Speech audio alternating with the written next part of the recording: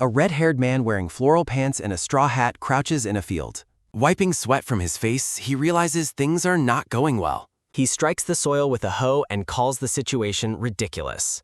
Jang Tae-ho complains about pulling weeds by hand in a modern era. Standing in the field, he explains he was kidnapped to the countryside. He walks away, accepting his 30-day confinement while deciding to rest. A sudden, loud shout for the young master startles him. A girl frantically chases after him while operating a lawnmower. She screams for Jang Tae-ho to get out of the way. Tae-ho stands confused as the chaotic scene unfolds before him. He shrieks in terror at the sight of the approaching girl. The story shifts to 2 days prior under a clear sky. Sunlight glimmers over a dense cluster of city apartment buildings. A loud call of his name wakes Tae-ho in his bed. His mother demands he get up while he begs for more sleep. She looks down at him with a sudden expression of shock. Spotting a bandage on his face, she asks what happened to him. He hides under the covers, refusing to explain as she pulls them. Tae-ho shouts back, insisting that his mother does not need to know. She forcefully grabs the blanket, determined to see her son's face. She gasps in surprise at what she sees beneath the covers. Touching his bandaged nose, he listens to her question about his injury. She realizes he snuck in early that morning to hide his condition. As he runs away, she asks if he is acting out again. A loud bang sounds as he slams the door behind him. His mother becomes furious at his disrespect while she was still speaking. From behind the door, Tae-ho insists that he was not in a fight. Tae-ho, a culinary student, claims he simply fell and got hurt. He announces he will be home late, ignoring his mother's frustrated questioning. She asks if he has eaten, but he casually dismisses her concern. She stares after him, wondering if he is getting into trouble again. Later, she tells Tae-ho's father about finding their son with a broken nose. She worries about his behavior while the father remains skeptical of the trouble. She wishes Tae-ho were as well-behaved as his brother. A buzzing sound signals an incoming call from Jang Mie. The father looks at his phone, puzzled by the sudden call. He answers the call, greeting the young lady and asking for the occasion. Mie mentions Tae-ho's school break, leaving the father confused by the news. He laughs and assures her that everything is fine on their end. He explains Tae-ho's stubbornness and suggests she take him away herself. A soft click sounds as the father ends the phone conversation. The mother immediately asks for details about what was said on the car. She decides they should send Jang Tae-ho away to the countryside. Determined eyes narrow. The scene shifts to Namcheon Industrial High School. A student focuses on his phone with a lollipop. Kim Jae-hyun, a culinary student, complains about the quality of a video.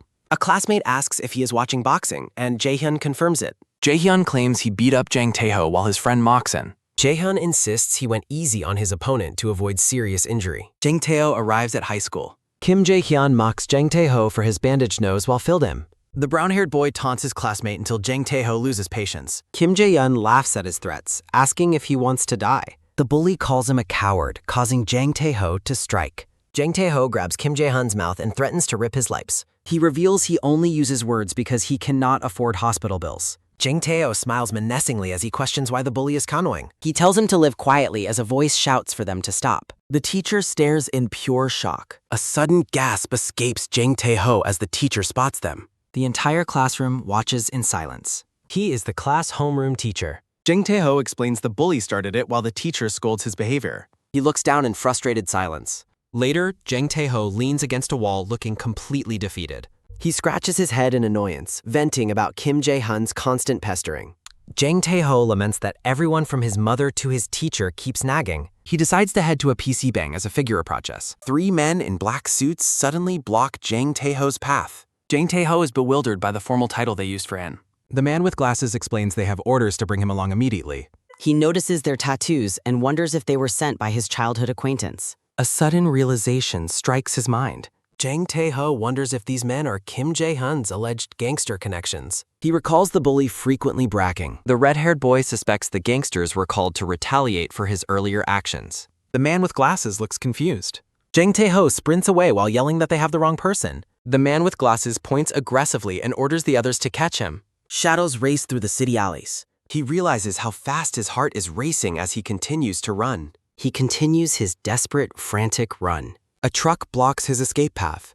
Jang Tae-ho stares in total shock. A scarred bald man leaps from the truck to intercept the young master. The boy is sent flying backwards. The men surround the fallen boy. The bald man is relieved he is alive while the leader scolds him. The man with glasses frantically shakes the bleeding and unconscious Jang Tae-ho. The leader panics over him fainting while the scarred man defends his harsh methods. The bald man suggests it is actually better to take him while he is unconscious. His hand rests limp and motionless. In his dazed state, Jang Tae-ho hears the distant sound of a car. He weakly wonders who is carrying him and what is happening. His vision is blurred as he slowly begins to drift into awareness. A desperate plea for help emerges. Jang Tae-ho wakes with a sharp gasp. Jang Tae-ho sits up a shock.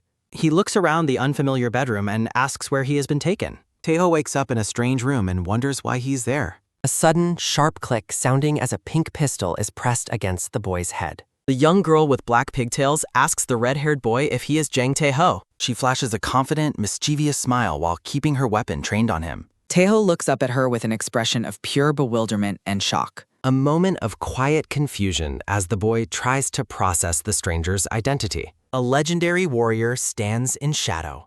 A fierce warrior faces the flames. Jua stands on the bed and repeats her question about the teenager's name. The red-haired boy looks at her in annoyance and asks who she is. The girl smiles and introduces herself as Min Jua. She declares that she is his new boss and is identified as his aunt's 7-year-old daughter. Tae-ho scoffs at her claim and suggests that the little girl is completely insane. A sudden quick pop sounding as a pellet from the pink gun strikes the boy's cheek. Smoke rises from the barrel as Jua glares at the boy with glowing red eyes. She asks him if he still thinks her declaration is nonsense. Tae-ho breaks into a cold sweat and wonders if the weapon is actually real. The boy screams in terror and scrambles off the bed to escape the room. A sudden, dull thud sounding as the boy accidentally runs into an elderly woman. The gray-haired woman asks him why he is making such a massive fuss so early. Tae-ho frantically points back at Jua and accuses her of acting like a violent gangster. The woman calmly explains that the girl is his aunt's only daughter. Tae-ho recalls a memory from 6 years ago of his aunt holding a tiny newborn baby. Jua stands with her arms crossed while the woman confirms the baby has grown up. The red-haired boy clutches his head and tries to remember how he ended up there. The young girl claims that she had him kidnapped specifically to make him her subordinate. She explains that she has started building a crew of her own to serve her. Tae-ho looks at her with a blank stare and wonders if this is just mafia roleplay. A sudden rhythmic ring sounding as the boy's phone begins to play music. A sudden heavy buzz sounding as the phone displays an incoming call labeled as his wife. Tae-ho answers the phone and desperately screams for his mother to save him. A black-haired man laughs on the other end of the line while petting a black cat. He tells the boy that his summer job is to keep the young lady company and is shown holding Jangi. Jua gives a devious look as the man tells Tae-ho to take good care of her. The red-haired boy looks completely defeated as he finishes the explanation of his situation. Silhouettes of his parents reveal they planned this while they were away on business. A black car travels down a highway, having shipped the boy off to the countryside. Jua looms like a demonic force while waiting for her next victim to arrive. Tae-ho sprints away from the estate while complaining about the lack of computers and the illegal weapon. A sudden, coarse scrape sounding as a thick rope is pulled taut across the gateway. The boy stares down at the rope in confusion before realizing he is trapped. A sudden, sharp tug sounding as a woman in a black suit catches the boy with the rope. The woman tells him that he isn't allowed to go any further from the young lady. The black-haired woman with a scar is identified as Ryu Selhwa, the girl's bodyguard. Tae-ho lies tied up and face down on the ground with a look of pure despair. Silhouettes of men in suits stand behind a woman sitting in a position of authority. A legend is recounted of a woman who once defeated hundreds of gangsters with an axe. A man is shown kneeling before the woman in a sign of absolute submission. The narrative explains that she was offered the seat of the boss herself. Solha adjusts her glasses while explaining how the White Tiger Gang became a city fortress. Tae-ho processes the startling news. He asks if Jobok City is his grandmother's old turf. Solha explains the woman's retired status while Tae-ho dismisses the information. He rants about being kidnapped and shot at by gangsters. Jua insults his maturity while he grows increasingly angry. A sharp katana blade suddenly appears. Solhwa warns him not to underestimate the young weedy. A nervous sweat breaks as the blade touches his neck. Jua orders her to stop and give him a break. A sudden, sharp tap sounds as she sheaths the weapon. Solha tells him to be grateful for the mercy found. Jua orders him to prepare for their departure. She proudly claims her mother's authority over the area. Tae-ho stares in defeated, frustrated silence. He complains about following her while Selwa demands respect. Jua notices some elders playing a board game. She calls out to the group of elderly men. Jua confronts them for playing on her territory. She asks for their protection fee payment. Tae-ho is disgusted by her blatant extortion tactics. One elder recognizes the young girl immediately. The men fawn over her appearance and family ties. Jua smiles while clutching cash and snacks. She moves to the next stop as he realizes her true role. Jua makes her rounds collecting money and treats. A bounty of gifts sits ready for transport. He questions why they happily pay while she defends her boss. He wonders if they were victims of past bullying. Solhwa clarifies that the truth is the exact opposite. A savior stands tall in a flash of memory. She explains the elder's deep adoration for the family.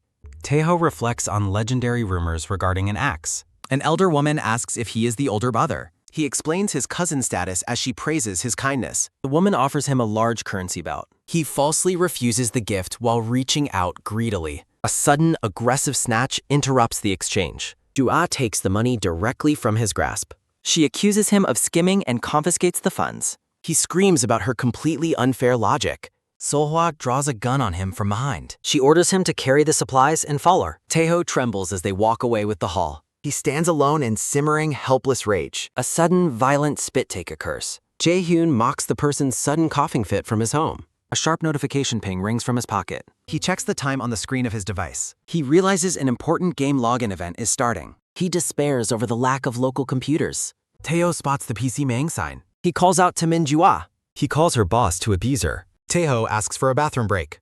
Jua gives him a skeptical glare. She tells him to hurry as he runs off. Solhwa claims fear will bring him back. His shoe makes a rhythmic cap.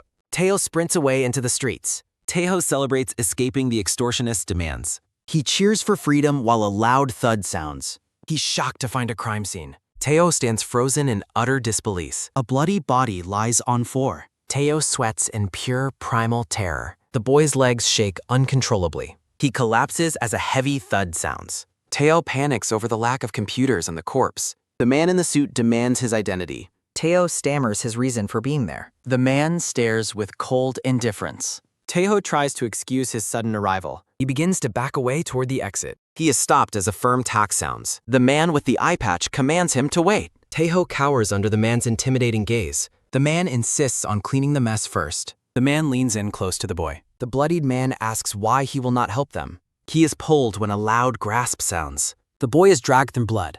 He slips while a sudden snap sounds. The man mocks his extreme fear. Gloves fall as a soft plop sounds. The man orders him to clean the stains. The group discusses their trouble with the situation. The man in the apron worries about Nice. The man suggests a secret burial for the victim. Taeho fears he will face a similar fate. He despairs over his life descending into hell. He realizes he is being framed as an accomplice. Taeho looks up in desperate search. A sudden realization strikes his mind. Taeho plans to break the light to escape. Taeho prepares a desperate escape plan. The man in the apron discusses his tours. The man with the eye patch offers wet webs. He moves as a quick scuff sounds. Taeho aims his phone alight. The elder enters while a loud shout sounds. An older man with gray hair and a beard screams in fury as a red-haired boy with bandages looks up in shock while a sudden thud sounds. The older man asks why they haven't finished their task yet while the men in suits stand around looking absolutely terrified. He continues screaming at them for still being in the room while he holds a black phone. The phone strikes him in the head with a sharp crack as he reflects on his sudden fall. The men in the foreground look back as the older man groans in pain from the impact.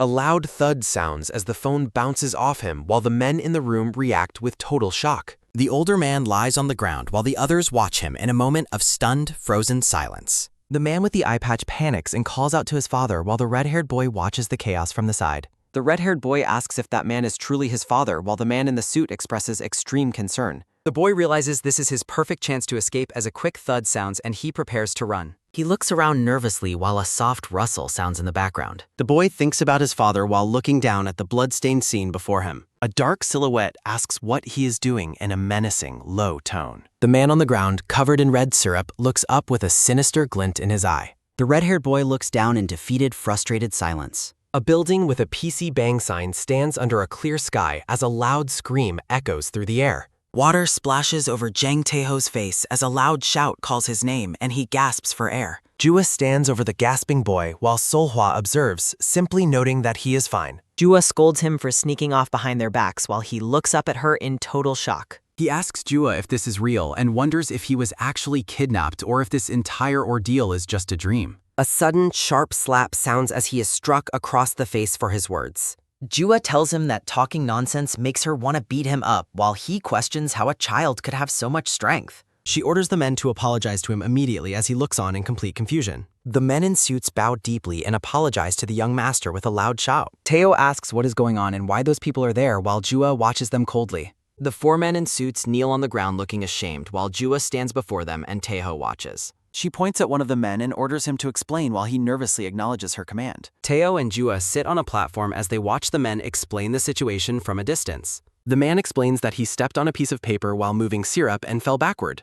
He says the bottle fell in his head and broke as it is shown falling toward him. He concludes that he lost consciousness while the group sits together in a peaceful garden setting. The man apologizes for his rudeness, explaining he did not realize the boy was the young lady's cousin. Teo realizes that the supposed murder scene was actually just an accident involving spilled syrup. He suddenly remembers the person who was hit by his cell phone and looks toward the side in realization. The gray-haired man with an eye patch identifies himself as the grandfather and calls him a disrespectful brat. A loud thud sounds as the grandfather yells at him for throwing a phone at his own grandfather's face.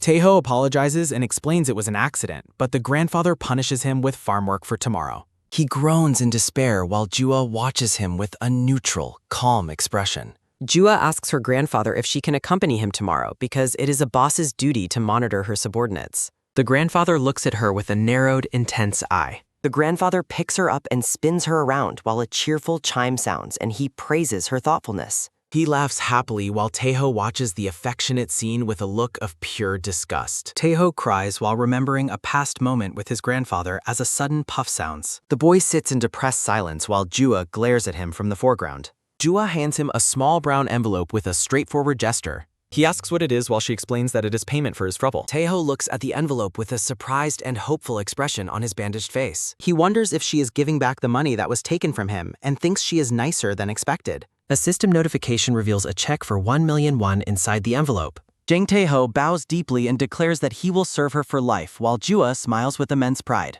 Jua commends his sudden change in attitude while the narration notes his inability to resist the large sum of money. A legendary warrior stands tall in a flash of crimson, shifting the narrative focus. A gardening hoe rests on the ground as he reflects on his payment and his forced loyalty. He works quietly in the field while wearing a wide straw hat. Jua screams for him to clear the way as she charges forward aggressively. He panics and tries to stop her as she closes the distance. A sudden, massive thud sounds as objects explode into the air. She falls through the air while he wonders what is happening. He grumbles about his life becoming more absurd by the minute. A painful groan sounds as he collapses onto the dirt. He notes her dangerous speed just before a loud sounds when she lands on him. They lie sprawled on the ground together in a moment of total exhaustion. He shouts at her for trying to race with a heavy weed cutter while she cannot even reach the handles. She blames the crash on a sudden machine malfunction and tells him to be quiet. Solha rushes over in worry while noting he broke the young lady's fall. She thanks him for his help while he grumpily denies any intentional kindness. The gray-haired grandfather arrives to investigate the source of the loud commotion. Jua bows and apologizes for the broken machine. He checks if she is hurt and she confirms her safety. He complains about the heat while the grandfather mocks his lack of stamina. The grandfather scolds him for being lazy and collapsing so quickly despite eating like an ox. He orders them to clean up and follow him immediately. A close-up reveals Jua's bright, determined red eyes. Fresh tomatoes and eggplants ripen under the bright sun. The grandfather explains their new mission to gather ripe vegetables for dinner. He leaves to fix the equipment while ordering Salwa to watch over the others. He finds vegetable picking much easier than pulling weeds. A plump, shiny tomato glistens in the garden.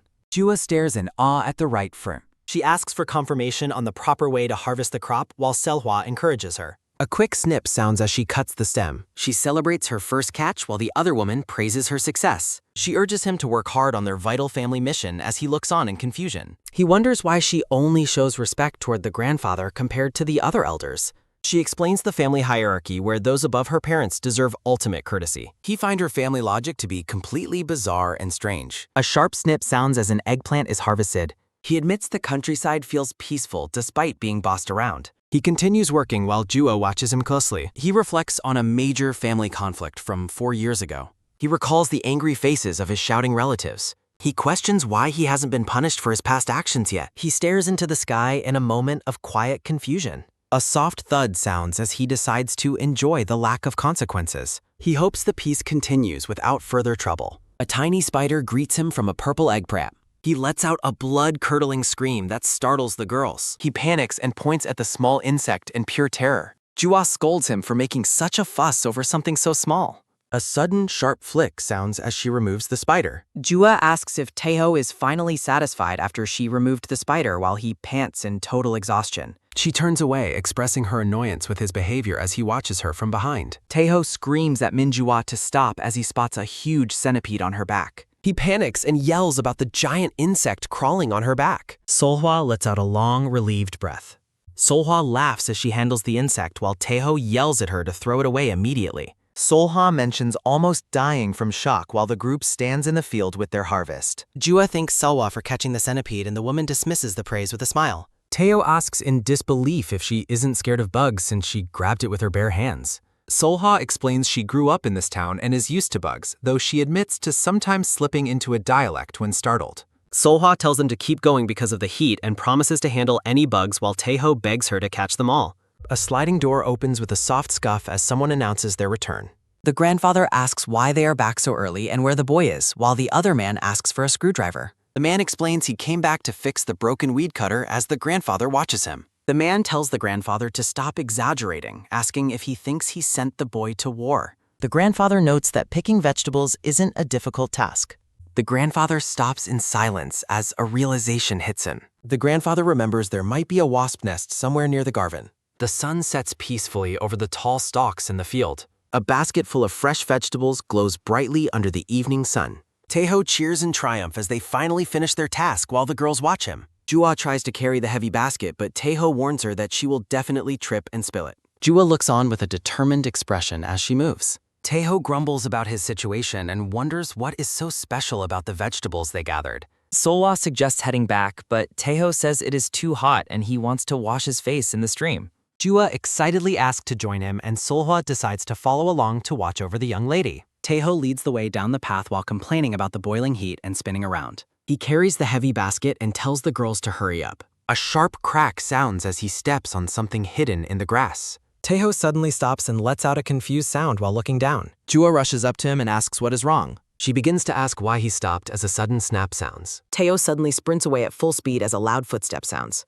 Solhwa watches him go and asks what is going on. A sharp, quick strike sounds as he reacts to the danger. Taeho carries Jua away while Selhwa looks on in total shock. Taeho screams that they are screwed while running for his life. He yells that he stepped on a wasp nest while the angry insects swarm to attack. Taeho sprints away while carrying Jua, shouting that they stepped on a beehive as loud footsteps sound. Solhwa notices something about his wrist and calls out to him in concern. A sudden, sharp crack sounds as a fist clinches. A quick scuff sounds as Selhwa draws a knife from her ankle holster. Solhwa stands ready with her knives as a sharp woof sounds. Taeho asks what she is doing while looking back in terror. Solhwa declares she will eliminate anything that harms the young miss while a loud buzz sounds.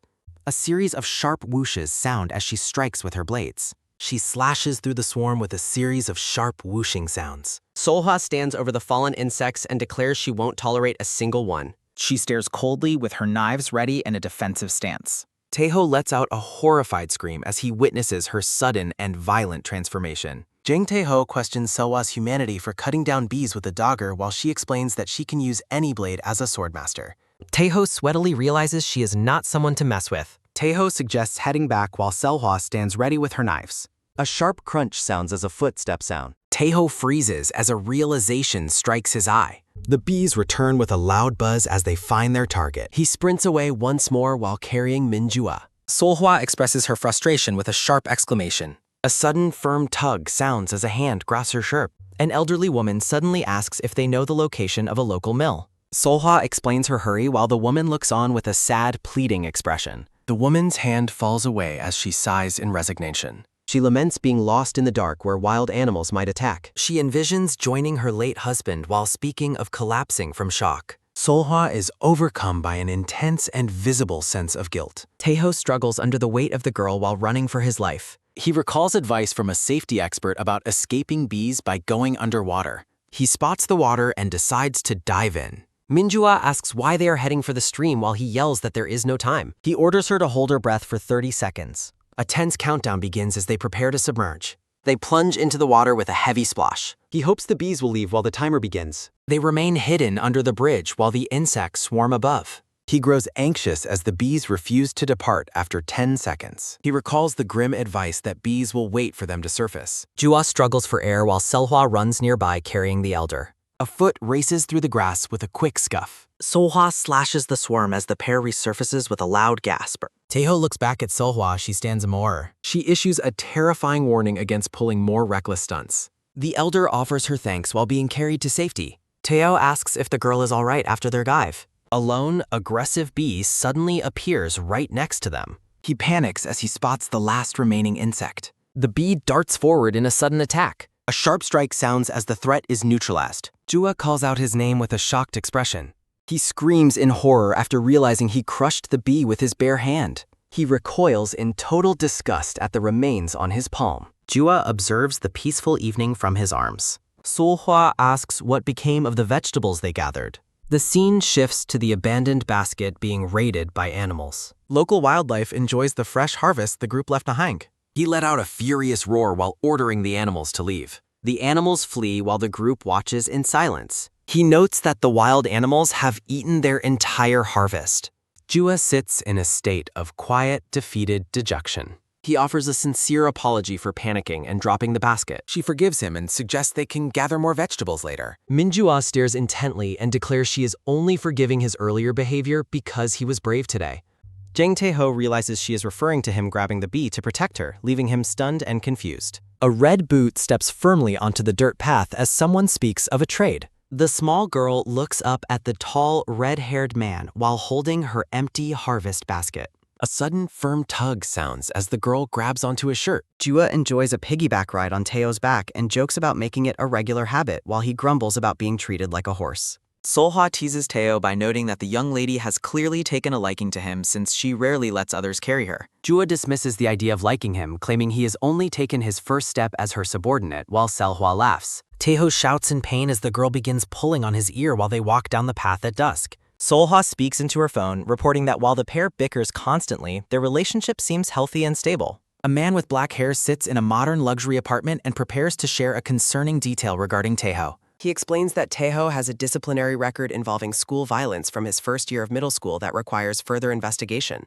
Solhwa asks if this means he is a delinquent, while the man on the phone confirms it is likely. The man decides it doesn't matter since Jua specifically wanted to meet him and insists they stay together for the break. He issues a cold order for Selwa to take Taeho down personally if anything goes wrong. A quick top sounds as the man ends the call with the money. He looks down at a wooden table where 2 old photographs have been placed. One photo reveals a younger, red-haired Taeho smiling brightly while cradling a tiny baby Jua in his arms. The scene transitions back to the traditional manner as a new morning begins. The grandfather shouts for everyone to hurry up and come eat their breakfast. A soft rustle sounds as the red-haired boy wakes up and prepares for the day. The group gathers for a large traditional meal while the grandfather tells them to stop nagging and just eat. Jua scolds Taeho for waking up later than his boss, though he argues that such a thing is perfectly normal. A sharp chomp sounds as the girl suddenly bites Taeho's arm, causing him to scream in shock. The grandfather yells at them to behave themselves at the table as Taeho reels from the attack. A faint, high-pitched whine sounds, catching the grandfather's attention. A sliding door opens with a soft scuff as he goes to investigate the strange noise. He stares out into the empty stone courtyard toward the main gate. A small, whimpering puppy struggles to squeeze its body through the gap in the wooden tape. The entire group piles into the doorway and stares in surprise at the tiny animal. They sit in a circle on the outdoor platform to observe the small creature. Solhwa wonders if the shivering puppy might have lost its mother. The grandfather realizes the puppy likely came from a neighbor's dog that recently had a litter. Taeho asks about the puppy's breed, but the older man dismisses the question by calling it a common mutt. Jua reaches out with a trembling hand, looking completely terrified and uncertain. A soft thud sounds as the puppy suddenly flops onto the girl's lap and falls fast asleep. Jua freezes in place with a shocked and overwhelmed expression. Solhwa gushes over the puppy jumping into her arms while the girl panics about what to do next. Taeho tells her to relax, pointing out that touching the small animal isn't going to kill her. A soft, tentative pat sounds as the girl finally lowers her hand. A gentle stroke sounds as she begins to pet the sleeping dog's head. Jua realizes that interacting with the puppy feels surprisingly nice while the others watch her with a smile. A woman appears at the gate and asks if a missing dog has wandered onto their property. The neighbor looks on with a focused and questioning expression. She spots the puppy and expresses her relief that the little rascal was found. A quick pat sounds as the woman thanks the girl for watching over the animal. The grandfather asks how such a tiny creature managed to crawl all the way to their house. The woman laughs and explains that the puppies are all grown up and highly active now. She mentions that the dogs are running everywhere and she will soon have to start finding them new homes. Jua suddenly jumps to her feet and excitedly asks to go see the rest of the puppies. A pile of puppies huddles together. The neighbor asks if the puppies are cute while Min Jua stares at them in a state of visible shock. The woman explains that the puppies are numbered 1 through 7, following the colors of the rainbow. The woman suggests taking a puppy home after noticing that number 3 has taken a liking to the girl, prompting Jua to ask if she really can. Jua asks her grandfather if she can take one of the puppies, but he immediately shuts her down with a firm refusal. The grandfather declares he refuses to keep animals and tells her that if she wants to raise one, she must take it to her own house. Taeho watches with a worried expression. Taeho questions why the old man is being so strict when he usually gives in to the girl, while the neighbor tells him to let it go. The woman explains that a dog they brought home years ago was stolen by a trader and the grandfather has been traumatized ever since. She mentions that traders still steal dogs in rural areas and explains her desire to rehome the puppies before anything happens. Taeho asks Jua why a dog trader would even want to steal dogs. Jua's eyes widen in absolute horror as he suggests they might be sold to meat restaurants. Taeho shouts in pain as Seolhwa strikes him, scolding him for saying such things without a filter. He argues that he was only telling the truth while Jua stands in silence, her expression darkening as she mumbles about dog traders.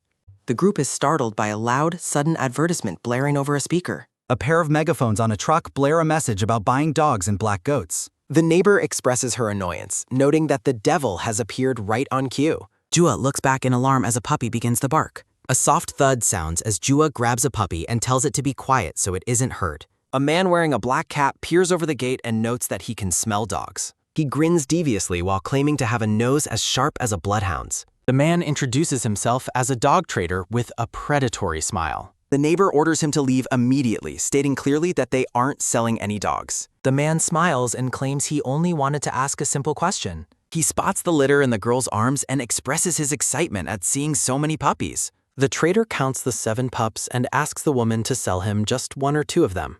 Jua steps forward to confront the man while Taeho and Seolhwa watch with concern. The trader asks what the kid's problem is while Jua tells him to get lost since they aren't selling. He tells her that children shouldn't interfere in adult business and asks if she is even the owner of the dogs. He leans in close and mockingly points out that she isn't the owner. The man tries to move past them to see the pups while the neighbor yells at him to stop. A sharp click sounds as Jua pulls out a pink toy gun and points it at the man's head. Jua stares him down coldly and declares that she is their boss. She gazes with an intense, unwavering focus while claiming the puppies are her underlings. The man stares at the pink gun.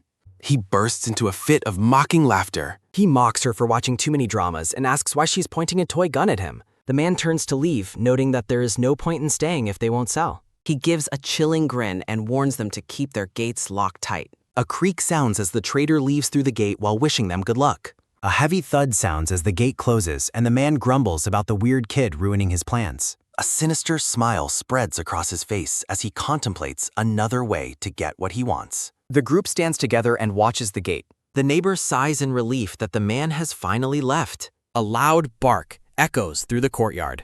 The puppies begin whining as the mother dog approaches them. Taeho heads back inside and tells Jua she can stay and play a bit longer. Jua asks if it's really okay to stay while the neighbor happily invites her to stick around. Jua enthusiastically accepts an offer of watermelon while Seolhwa looks on with a smile. The neighbor invites the bodyguard to join them for a snack. Seolhwa is shown in a small bubble enthusiastically thanking the neighbor for her hospitality under a bright sky. The neighbor and the bodyguard sit together on a wooden bench while sharing a refreshing snack of watermelon. The woman notes that she didn't realize Jua liked dogs so much and compares her temperament to someone named Mie as the girl plays with the puppies. Seolhwa explains that the girl likely raised a pet before and deeply cherished the animal she had adopted. A loud, wet chomp sounds as the neighbor finishes her fruit while pondering the idea of the girl having a past pet. The woman asks if the lack of a pet now means the girl is currently without a dog. Seolhwa awkwardly confirms that she doesn't have one anymore, prompting the neighbor to ask if something went wrong. A soft, quiet whisper sounds as Seolhwa leans in close to the neighbor to share the private details of the situation. The bright daylight begins to fade as the scene transitions to a soft, orange-hued sunset over the village roofs. Night falls over the traditional house as a bright full moon hangs in the dark, starry sky. The grandfather mutters to himself with a grumble, noting that the girl is really enjoying her time out late.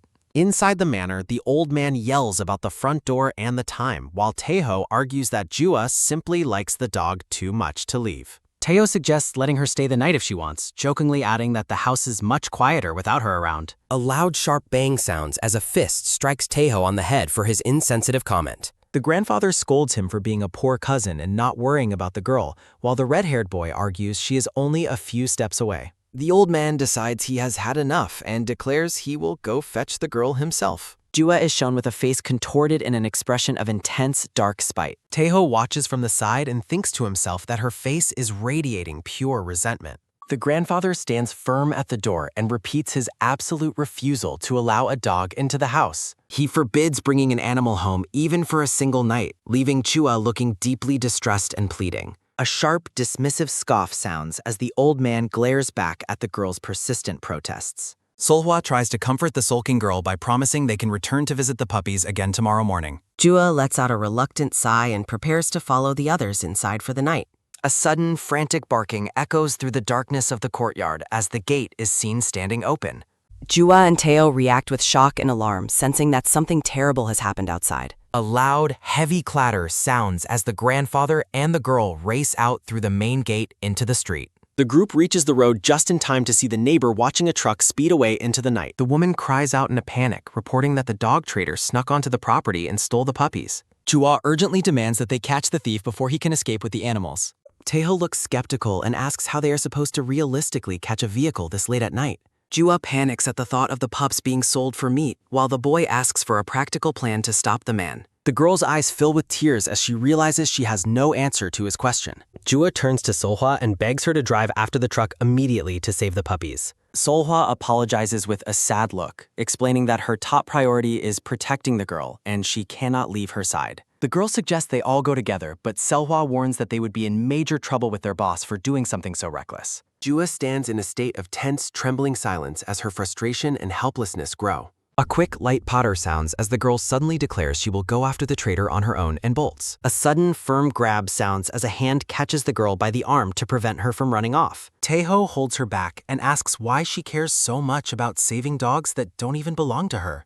Jua looks down with a somber expression and reveals that she also had a dog 2 years ago. A flashback reveals Jua's mother holding a small white dog, explaining it was a gift so her only child wouldn't be lonely. Young Jua is shown hiding in a room, planning to sneak the puppy out for a secret play session. The little girl holds the fluffy puppy close and puts a finger to her lips to tell it to be quiet. The child and her pet are shown crawling together under a large gate to reach the street.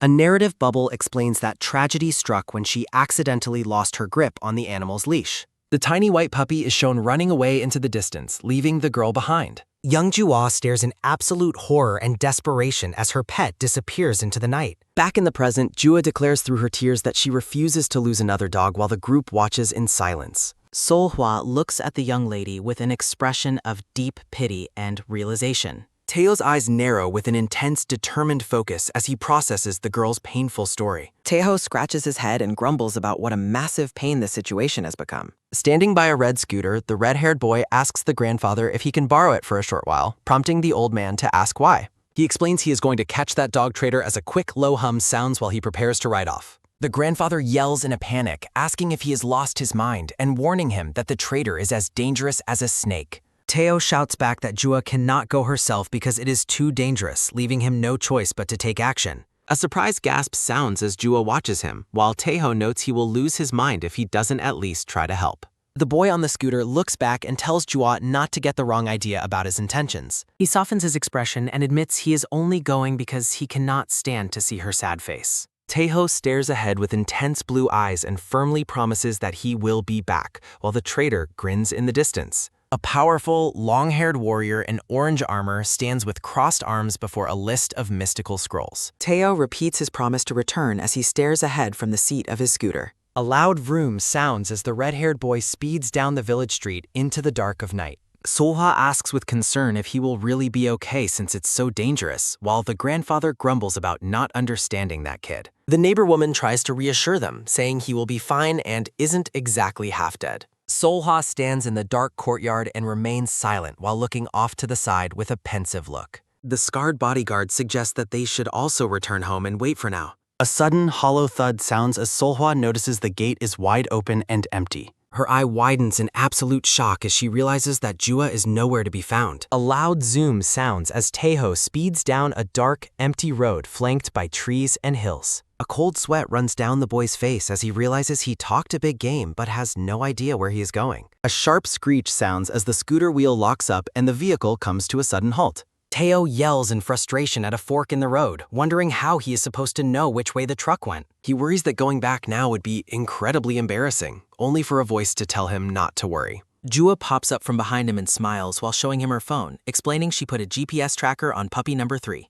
Taeho shouts in terror and asks how she got there, while Jua reveals she snuck on the moment he started the engine. The boy clutches his head in despair, worried about Selha's reaction, while Jua points her phone and tells him to take the left path. The girl looks down with a small smile and explains she isn't the kind of rotten boss who sends a subordinate to do dangerous work alone. She gazes up at him with determination and declares that a boss and subordinate should always face things together. Taeho looks over his shoulder with a nervous sweat and mutters that she certainly talks a good game. He warns her that Solhwa is going to kill him for this, but Jua just tells him to hurry up and chase the traitor. A loud hum sounds as the traitor's truck continues its escape down the dark highway. A series of soft whines sound as the 7 puppies huddle together inside a metal cage in the back of the truck. The man chuckles to himself, mocking the woman for not locking her door tight during the day as he advised. He boasts that it doesn't really matter anyway because he is a professional at what he does. He laughs heartily while dreaming of enjoying some pig's trotters and soju by himself later that night. A sudden loud zoom sounds as Taeho pulls his scooter right alongside the driver's side window, shocking the traitor. Jua and Taeho both wear sinister grins as the girl points her pink gun and orders him to stop the car. A deafening screech sounds as the truck slams on its brakes and swerves violently across the road. A heavy thud sounds as the truck and scooter finally come to a complete stop on the shoulder of the dark road. The man yells in a fury, asking what is wrong with the psycho kid and what he is doing. He recognizes the boy from earlier and screams at him for trying to scare him to death. The traitor looks around in confusion and asks where the boy disappeared to after stopping the truck. Taeho suddenly appears at the door and coldly informs the old man that he is taking the dogs back. A loud snap sounds as a hand reaches out and grabs a sharp object from the dashboard. The man snarls and holds a box cutter to the puppy's cage, warning the boy not to take another step. The traitor threatens that he doesn't know what will happen to the mutts if Taeho interferes, leaving the boy looking tense. A sharp click sounds as the man extends the blade and tells Taeho to close the door and get lost. Taeho stares at him with pure hatred and calls the man a pathetic coward for threatening puppies. A metallic click sounds as Jua hangs upside down from the roof and points her pink gun directly at the traitor's face. Jua screams for Taeho to take his shot as a sudden, brilliant flash erupts while the boy reacts in surprise. Taeho reaches into the vehicle and forcefully wrestles the metal cage away from the dog traitor. The red-haired boy successfully pulls the crate to safety as the man reaches out with a desperate, panicked expression. Standing by the side of the road with the puppies, Taeho calls up to the roof and tells Jua to come down since the animals are safe. Perched atop the truck, the black-haired girl gives a bright, triumphant smile and confirms she is on her way. A sudden firm grab sounds as a hand in a gray glove tightly seizes the traitor's arm to keep him from moving. Jua glares down at the man with a look of intense fury, demanding to know how he dared to steal the puppies. A sharp, metallic hiss sounds as the man suddenly draws a long, wicked blade from his clothing with a snarl. The scarred bodyguard suddenly appears and presses the tip of her sword to the man's throat, ordering him to release the young lady immediately. Solhwa narrows her eyes with a cold, unwavering focus and tells him to leave without causing any more trouble so they can return the dogs. The traitor breaks into a cold sweat and trembles in fear, realizing he has run into a whole group of absolute lunatics.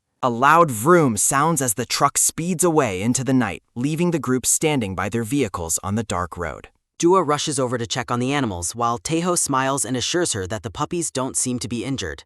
The girl gazes through the bars of the cage with a soft, affectionate look and sighs that it is such a massive relief. Taeho looks at her with a calm, steady expression and acknowledges that they only caught the thief because she was brave enough to stop the truck.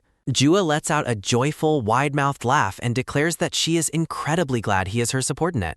The boy blushes and looks away in embarrassment, muttering that it wasn't a big deal and he only went after them because he felt sorry for the dogs. Taeho stares blankly into the distance and wonders why on earth he is getting so flustered just because his boss praised him. His internal monologue is interrupted as the scarred woman approaches and calls out his full name in a stern tone. Taeo panics and frantically explains that he wasn't the one who brought Jua along, begging the bodyguard not to draw her weapon on him. Solhwa tells him not to worry because she understands the whole situation and promises she will be the one to explain everything to their boss. She turns her attention to Jua and wags a finger, warning her that she cannot do anything this reckless ever again. The bodyguard notes that if the boss found out, the girl would be sent back to the main house immediately, leaving Jua looking dejected. A sudden, heavy presence looms behind Taeho as the grandfather appears in the darkness, towering over the boy. Taeho jumps in shock and asks in a panic why the old man followed them all the way out here. The grandfather scowls and explains he followed because he told the boy it was dangerous to be out riding a motorcycle in the middle of the night.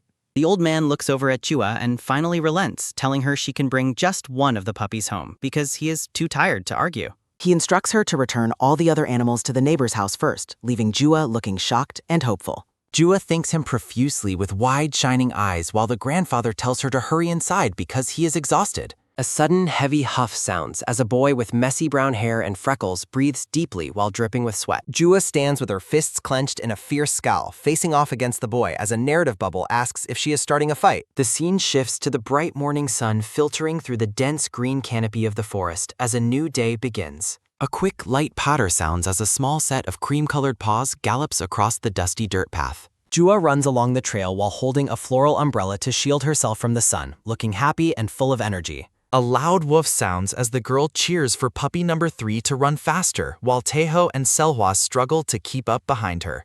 Taeo groans in exhaustion and asks why he is forced to run, only for the bodyguard to remind him they cannot leave the young lady's side. A narrative caption explains that Jua has taken a great liking to the puppy and has been enjoying this walk for 2 full hours. Taeho calls out to her from a distance, begging her to go home and asking if she isn't incredibly hot in this weather. The girl remains silent and continues walking with a focused, determined expression as sweat beads on her forehead. Jua finally stops and lowers her umbrella, calmly deciding that she supposed it is finally time to take a break. She flashes a mischievous, fanged grin and suggests they take a short rest before going for another long walk, causing Taeho to collapse in despair. The scene shifts to a local shop called Sunny's Store, where 3 children are gathered together on the sidewalk. A young girl urges a boy to hurry up and open his package, while the boy tells her to just wait a second. The brown-haired boy holds a brown snack bag with a nervous, sweating face and prepares to see what is inside. A quick rip sounds as he opens the bag while desperately praying that he has finally found a rare Wolfgando item.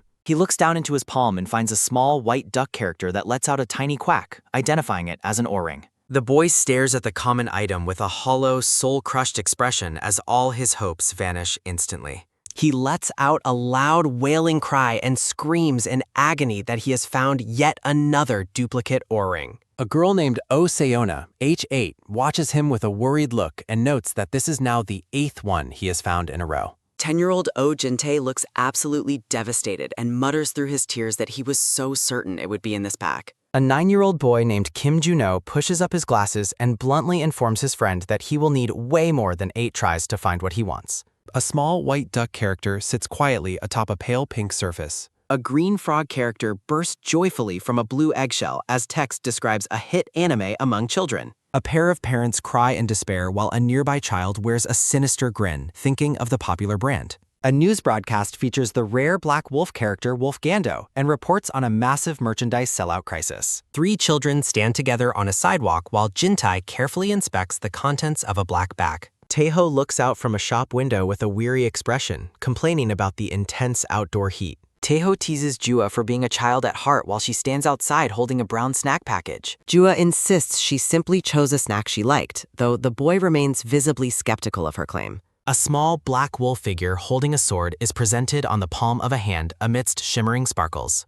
Jin-tae stares at the rare toy with an expression of total wide-eyed shock as sweat beads on his face. Taeo and Jua examine the rare wolf-shaped item as the other children look on with amazement in the background. Solhwa checks her phone and informs everyone that the rare toy is worth 500,000 won. Taeho calls out to Jua by a nickname as they stand near the group of younger neighborhood kids. Jin-tae looks at the black-haired girl and asks if she is the one who was just speaking to him. The brown-haired boy looks nervous and sweating as he prepares to speak with the girl in the blue shirt. Jin-tae desperately offers his common white duck character in exchange for the girl's rare wolf-shaped toy.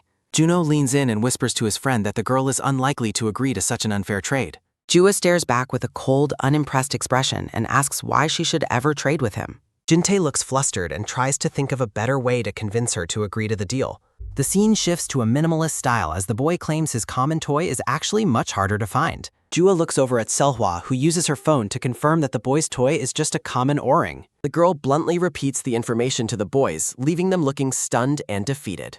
Jin-tae shouts in frustration, pointing out that she previously claimed to have no interest in the series at all. The boy wails in despair, explaining how he spent all his money on 10 bags only to get 8 duplicates. Jua looks at him with total indifference and suggests he just keep buying bread until he finally gets lucky. A sudden flash of mental agony strikes Jin-tae as he grits his teeth in response to her cold words. Juno notes that the trade was obviously a failure and prepares to lead his friend away from the group. The brown-haired boy mutters a dark thought to himself about taking drastic measures since trading didn't work. Jin-tae suddenly lunges forward to snatch the toy away, declaring that he will just have to steal it instead. Solhwa looks on with a startled expression as the young boy attempts to grab the girl's prize. A sudden firm grab sounds as a hand intercepts the boy's wrist just before he can reach the girl. Taeho catches Jin-tae's arm and tells him that while he understands his desire, he needs to stop now. The red-haired boy stares down with a serious, unwavering focus and warns the child not to do this. A sharp, quick pull sounds as Jin-tae yanks his arm free and lets out a frustrated tsk. Jua looks up at Taeho and proposes that they settle the dispute with a bet for the Wolf Gando toy. She explains that if she wins, he must give up his toy for hers, then pauses to set another condition. Jua declares that if he loses the bet, he must also agree to become her loyal subordinate.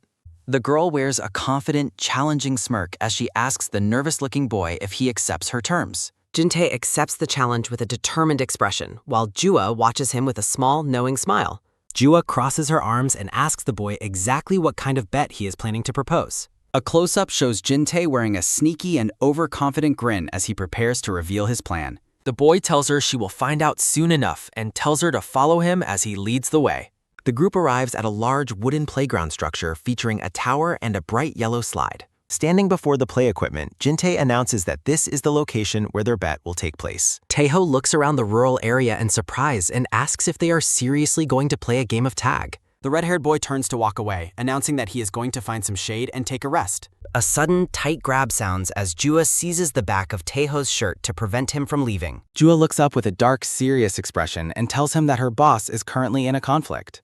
Jua wears a sinister, fanged grin and asks if a subordinate shouldn't be standing by their boss's side. The black-haired girl maintains her firm grip on Taeho's clothing and demands that he join in on her challenge. Taeho protests joining the match and asks why he must participate in a simple children's game. Jua calls it an organizational dispute over trade goods rather than mere play, staring him down intensely. Jua seeks confirmation from Jin-tae, who nervously agrees that she is correct about the serious nature of the bet. Taeho thinks she is incredibly weird while claiming his participation would be cheating since he is an adult. Jin-tae agrees that an adult playing gives the other side a massive and unfair advantage in the competition. Jua asks if the game is perhaps currently a bit too advantageous for the boys' side instead.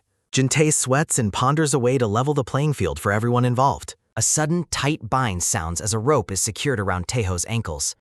Taeho stares down at his bound legs and wonders what kind of nonsense is happening now. Jua explains she restricted his movements because he is far taller than the other neighborhood children. Solhwa films with her phone to ensure a fair verdict and asks the boys if they have any complaints. Jin-tae reluctantly accepts the new conditions if that is everything the girl has planned to balance the game. Taeho cries while asking about the specific terms of the bet and mourning the loss of his human rights. Jin-tae gives a smug, confident thumbs up as he prepares to win the challenge. Jin-tae explains the rules of Korean tag, including the specific chant, the freezing mechanic, and how to tag the seeker. He adds that they will play in teams and take turns being the seeker regardless of who is captured. Jin-tae details the point system for catching opponents or successfully escaping the tagger to determine the ultimate winner. Jua finds the rules fun and claims the seeker role twice for her team since she is the boss. Siona nervously asks her brother if she can join the game as part of his team. Jin-tae looks at the young girl with a skeptical and unsure expression as she waits for his answer. Jin-tae lets her play but tells her to do a good job as she cheers happily in response. The challenge finally begins at the large wooden playground under the bright morning sun. Juno thinks Jin-tae is naive and doubts the girl will actually trade her rare toy even if they win. He decides winning is still the best outcome as he prepares to start the opening chant of the game. Tae-ho worries about the consequences of throwing the game while Jin-tae finishes the first round Seeker chant. Juno thinks the children stand no chance of catching him as he starts reciting the chant at the wall. A sudden, light tap sounds as a hand touches Junho's green shirt.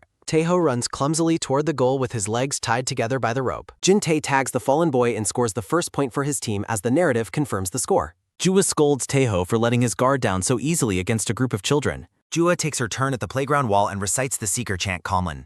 A quick tap sounds against the black-haired girl's back as she is tagged. Jin-tae smirks while zooming away after tagging the Seeker with a light patter sounding. Jin-tae boasts about his skill before realizing something is wrong and gasping in sudden surprise. The boy screams in shock as he is suddenly caught under a large net thrown over him. Jua declares she has acquired a point while holding the netting over the captured boy. Jin-tae shouts that using tools is unfair cheating while Jua notes there were no rules against using extra equipment. The boy begs for basic sportsmanship while the girl lets out a bored and dismissive sound. Siona takes her turn and stammers nervously through the chant at the playground wall. A sudden, firm tap sounds on the girl's pink dress.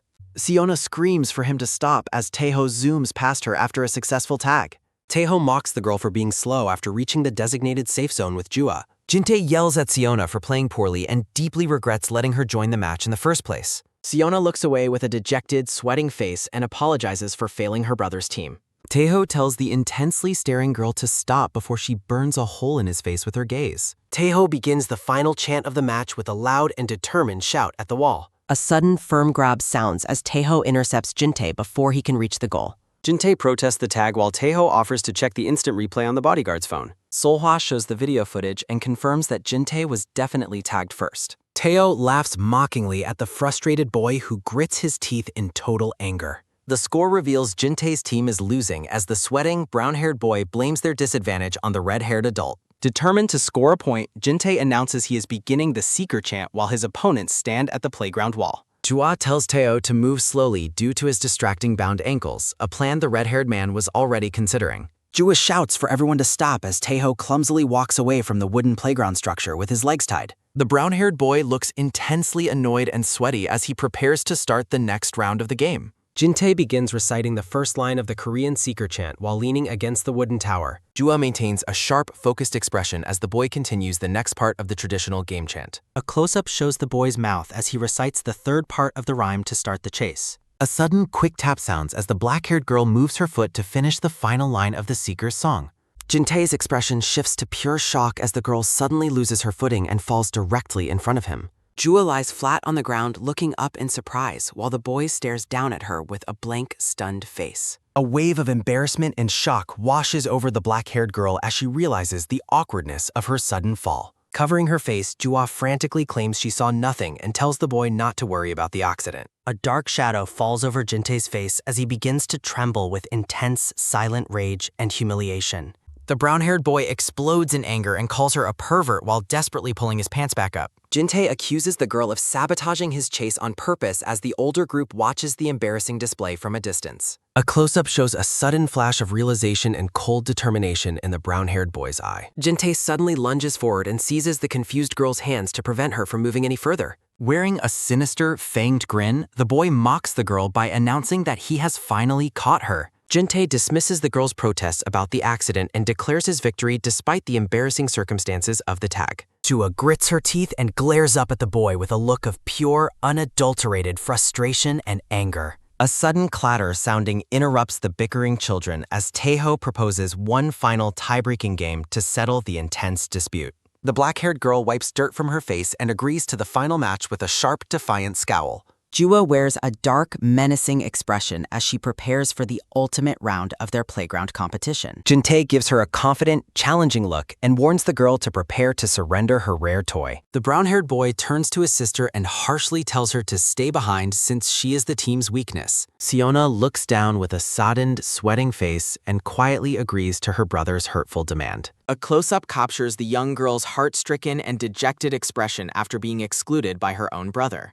A memory flashes back to other children mocking Sayona for being too slow and telling Jintei to leave her out. In the past, Jintei told his sister to sit on the sidelines, causing her to look away in deep shame. The young girl's face is filled with profound sadness as she reflects on being a burden to her brother. Sayona's small hands grip her pink dress tightly as she suppresses her painful emotions during the game. Jintei and his friend Junho stand focused and ready as the final round of the playground challenge begins. Jua turns to the wall and starts the Seeker chant with a loud, determined shout to start the clock. A close-up of a white sneaker shows the intensity of the movement as the opening Seeker chant echoes. Jintei wears a confident smirk, certain of his victory as the girl finishes the second line of the song. The Seeker finishes the chant at the wooden tower, while the perspective focuses on her long, black pigtails. Jintei lunges forward with a triumphant shout of catching his target as Sayona runs alongside him with concern. The boy's face contorts in sudden horror as he screams his sister's name during a critical moment in the game. A close-up shows Jua wearing a wicked, wide-eyed grin of ultimate triumph as she executes her move. The scene depicts the moment of defeat as both siblings are outpaced and left struggling on the ground.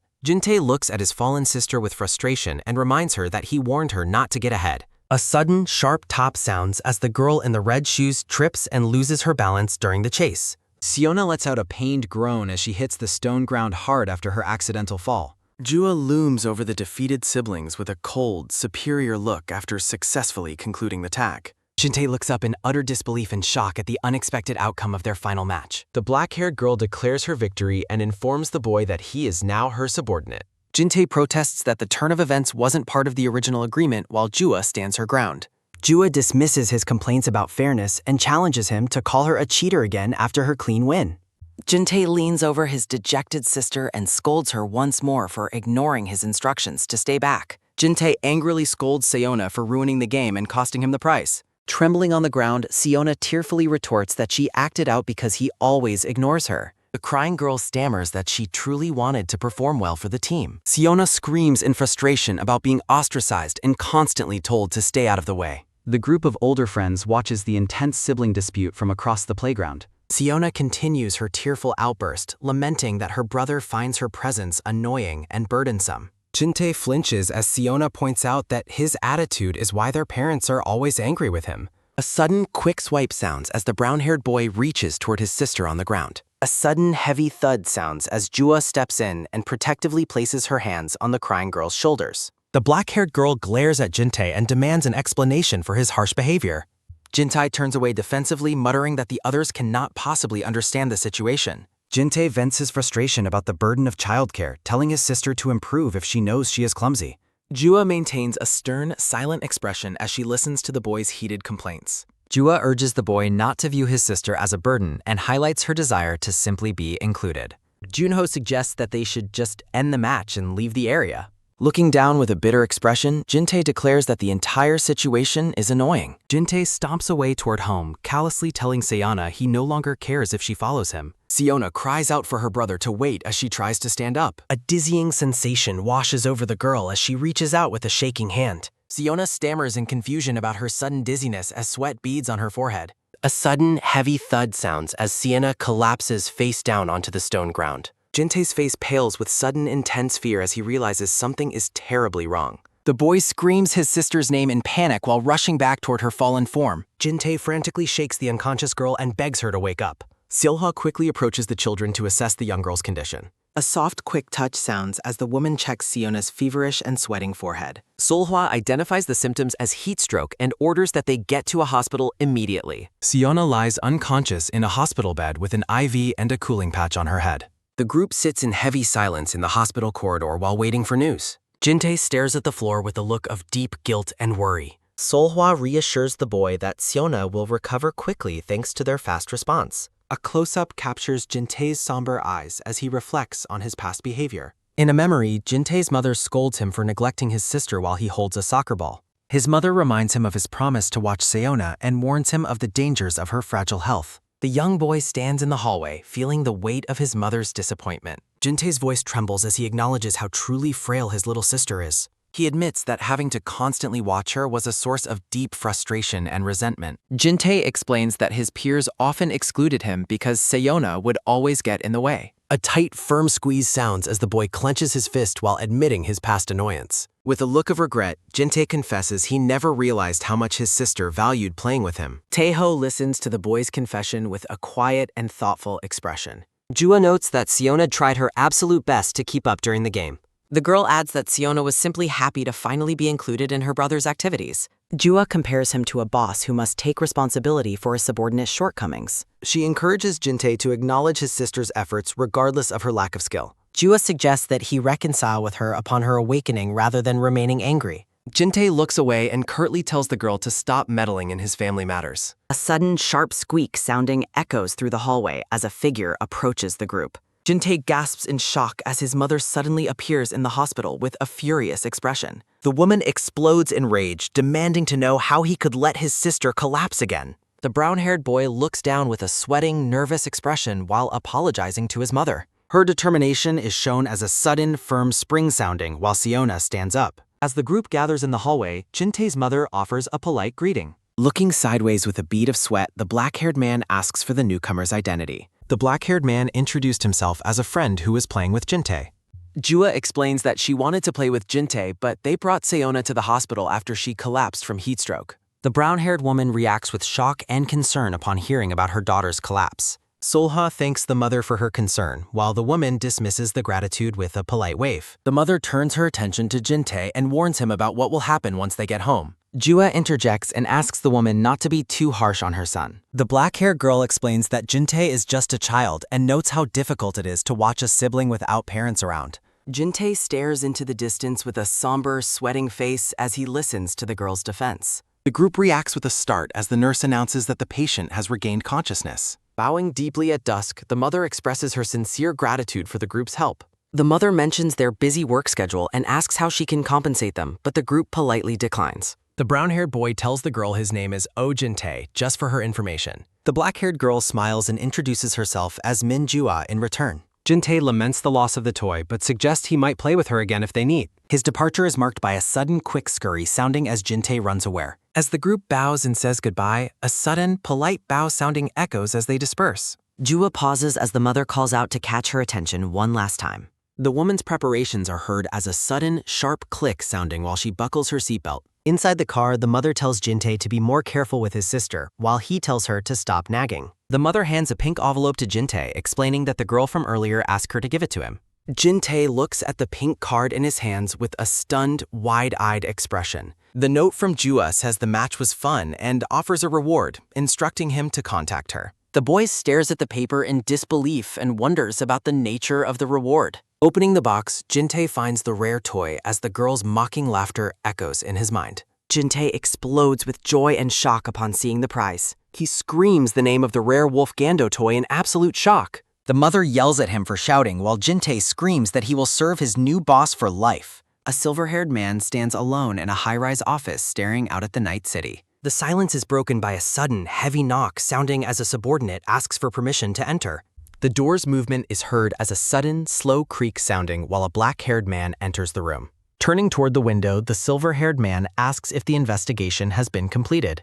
Lee Hyun confirms that the young lady's new subordinate is indeed a relative named Jang Tae-ho. The silver-haired man mutters a thoughtful response as he processes the information. A close-up captures the silver-haired man's cold, calculating blue eyes. The two men stand together in the massive office looking out over the city lights. The black-haired man wears a calm, closed-eye smile. Lee Hyun tells his boss to stop trying to look cool since it does not suit him. Lee Hyun's criticism is heard as a sudden, light poke sounding while he mocks the boss for wearing a coat in summer. Baek Chun-woong, the White Tiger gang boss, yells that he must look cool for his first appearance. Lee Hyun laughs and asks what the boss plans to do about the kid named Jang Tae-ho. Baek Chun-woong refuses to believe Lady Mie would approve of a high schooler as a subordinate.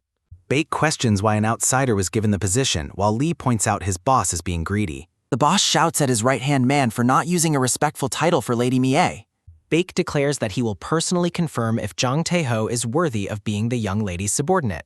Lee Hyun looks at his boss and asks how he plans to carry out the confirmation. The silver-haired man stares ahead with a cold, piercing gaze. Baek Chun-woong watches with binoculars to judge the new subordinate's awareness. Jang Tae-ho sleeps peacefully on a patterned pillow. Looking through binoculars, the silver-haired man notes that the target is asleep. Baek Chun-woong reacts with fury at the boy's lack of vigilance. Lee Hyun calmly suggests that Solhwa's presence ensures the young lady's safety. The boss shouts that Solhwa's protection does not excuse the boy's laziness. Lee Hyun notices the group leaving the house for an outing. A sudden, firm spring sounding marks the boss standing up to begin the pursuit. Lee Hyun warns that their current appearance might lead to immediate recognition. The silver-haired man remains silent as he considers his next move. A sudden, cool vibe sounding accompanies the boss' floral patterned disguise. Lee Hyun dons a flamboyant green shirt and dark sunglasses as well. While the boss praises the disguises, Lee Hyun argues they only make them stand out. Peering around a corner, the boss complains about being sent on a hot weather errand. Solhwa vents her annoyance at hearing the boy constantly mention his role as a subordinate. Baek Chun-won fumes over the boy's casual attitude toward his important duties. A sudden, quick scurry sounding as the boss rushes forward to test the boy's reflexes. A heavy rolling sounding echoes as a cart full of boxes hurtles toward the group. The boss challenges the boy to dodge the oncoming obstacle. Jang Tae-ho reacts with a look of pure, sweating shock. A sudden, firm grip sounding as a hand catches the boy's arm. A sudden, quick gust sounding as Solhwa pulls the boy out of harm's way. Solhwa sternly advises the boy to improve his defensive reactions. A sudden, sharp jolt sounding as the cartwheel strikes a large rock. Boxes clatter sounding as the heavy load spills through the air. Solhwa notes that the boy's lack of agility will make protecting the lady difficult. Jang Tae-ho shouts in frustration about the impossibility of dodging such a sudden attack. Lee Hyun laughs while asking his fallen boss if he is all right. Buried under the boxes, the boss hears his subordinates mocking concern. Baek Chun-won grumbles that the boy only survived because of Solhwa's intervention. With a sweating, intense expression, the boss vows to find the boy's weaknesses. Despite a series of traps and tricks, the boss remains baffled by the lack of results. A moment of quiet frustration as the silver-haired man mutters to himself. Baek Chun-won rages that Solhwa is far too competent as a protector. He wonders aloud if Selwa's constant coverage makes the boy's flaws irrelevant. Lee Hyun suggests that his boss is simply feeling jealous of the situation. The silver-haired man explains that the young lady's behavior is unusual for her position. Lee Hyun wonders if there is a hidden reason behind the young lady's choice of subordinate. Baek Chun-won admits that he is trying to uncover that very secret. The boss asks for ideas on how to disrupt the boy's peace. The boss's attention is caught by a sudden, sharp alert sounding. Peeking around a wall, the men notice the sound of a heated argument. Jang Tae-ho appears to be having a loud dispute in the middle of a shop. Baek Chun-won is shocked to see the boy apparently fighting in front of the lady. The boss orders Lee Hyun to approach the group and investigate the cause. Lee Hyun points out that their current flashy outfits are hardly subtle. Lee Hyun transforms into a studious-looking street preacher to blend Ben. While Lee Hyun finds his new look natural, the boss remains highly skeptical. The boss pushes his subordinate forward to begin the investigation. Lee Hyun looks dazed as the boss offers an encouraging thumbs up. Jang Tae-ho grumbles to himself about how incredibly annoying Min Jua is. A black-haired man in a red shirt calls out to the red-haired student. The stranger politely asks the boy if he could help with some directions. Tae-ho turns around to face the man. The boy repeats the request for directions with a confused and skeptical expression. The man says he wants to know the path to a student's heart. Tae-ho reacts with a face of pure, sweating disgust toward the stranger's words. The boy dismisses the man as a cultist and tells him he is not interested. The stranger claims he can see a literal aura of anger emanating from the boy. The man asks if Tae-ho just got into a heated fight with someone recently. The stranger offers a smiling query to see if his guess is correct. Tae-ho is shocked and asks how the man could possibly know such details. The man mocks the boy's naivety while claiming he can read the lingering energy. A sudden, sharp chill sounding as the man correctly notes the boy's new subordinate role. Tae-ho asks if the stranger is a shaman because of his eerie insights. Before answering, the black-haired man asks the boy why he fought with the lady. Tae-ho looks away and admits that these conflicts have happened multiple times. The red-haired boy wonders to himself if the person he is talking to is actually a grade schooler.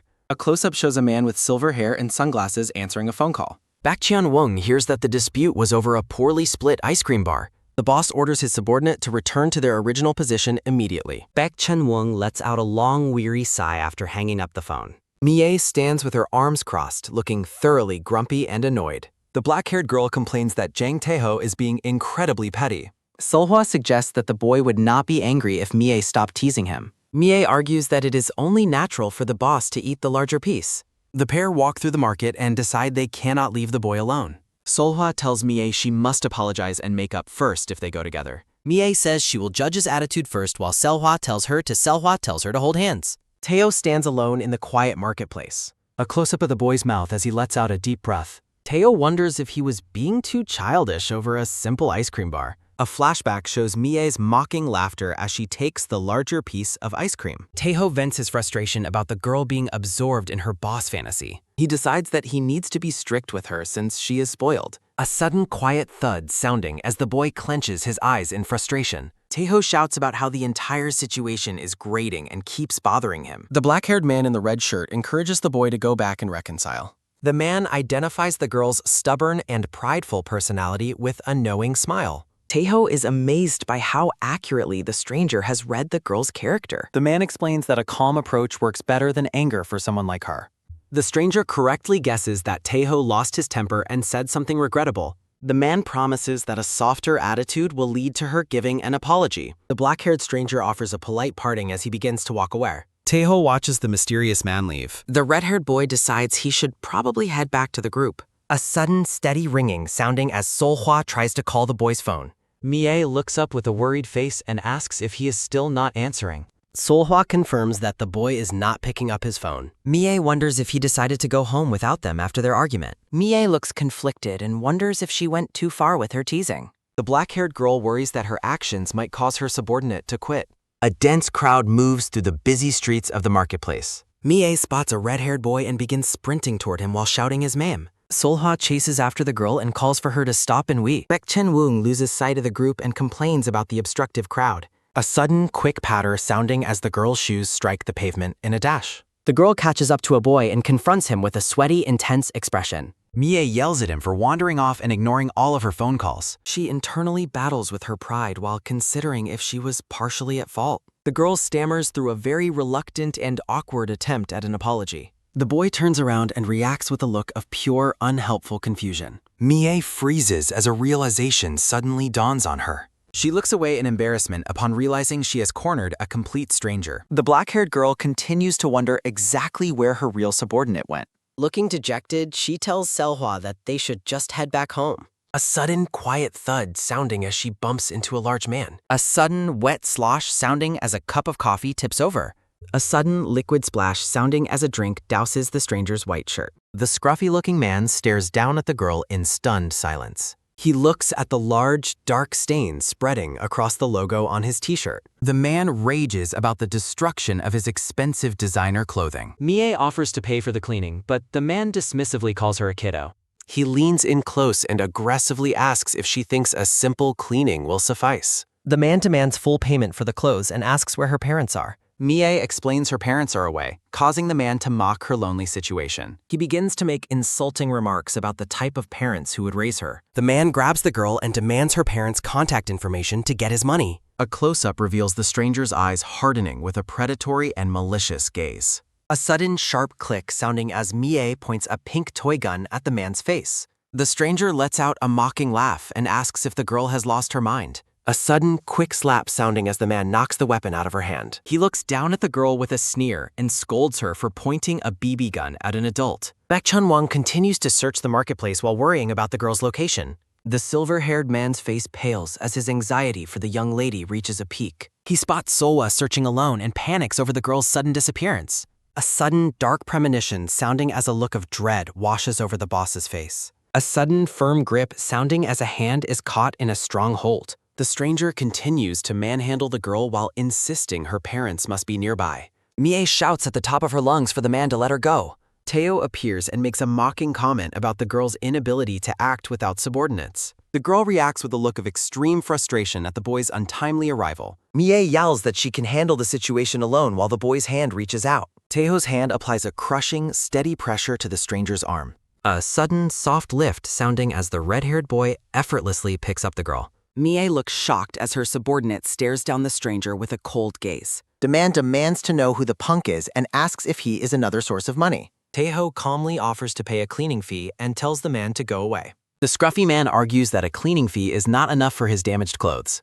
A sudden, repetitive poke sounding as the man prods the boy and insults his upbringing. A sudden, tight grasp sounding as a hand firmly grips a wrist to stop a movement. The blonde-haired man winces in discomfort as he is held in place by an unseen force. Teo holds the man back and insists on paying for the cleaning himself while Jua watches the confrontation. The red-haired boy looks on with an expression of sudden, blank confusion as the situation shifts. The man lets out a pained grunt as he struggles against the teenager's surprisingly strong grip. He dismissively rejects the offer of payment, claiming the money is too dirty to even consider touching. Teo carries the young girl on his back as they walk away, unaware of a silver-haired man watching them from afar. The black-haired man in the red shirt approaches the observer and mentions he has been searching for him everywhere. The silver-haired man decides it is finally time to stop tailing the red-haired teenager. His companion is surprised by the sudden change of heart, recalling the leader's earlier disapproval of the boy. The man with silver hair remains firm, stating he has finally confirmed something of great importance.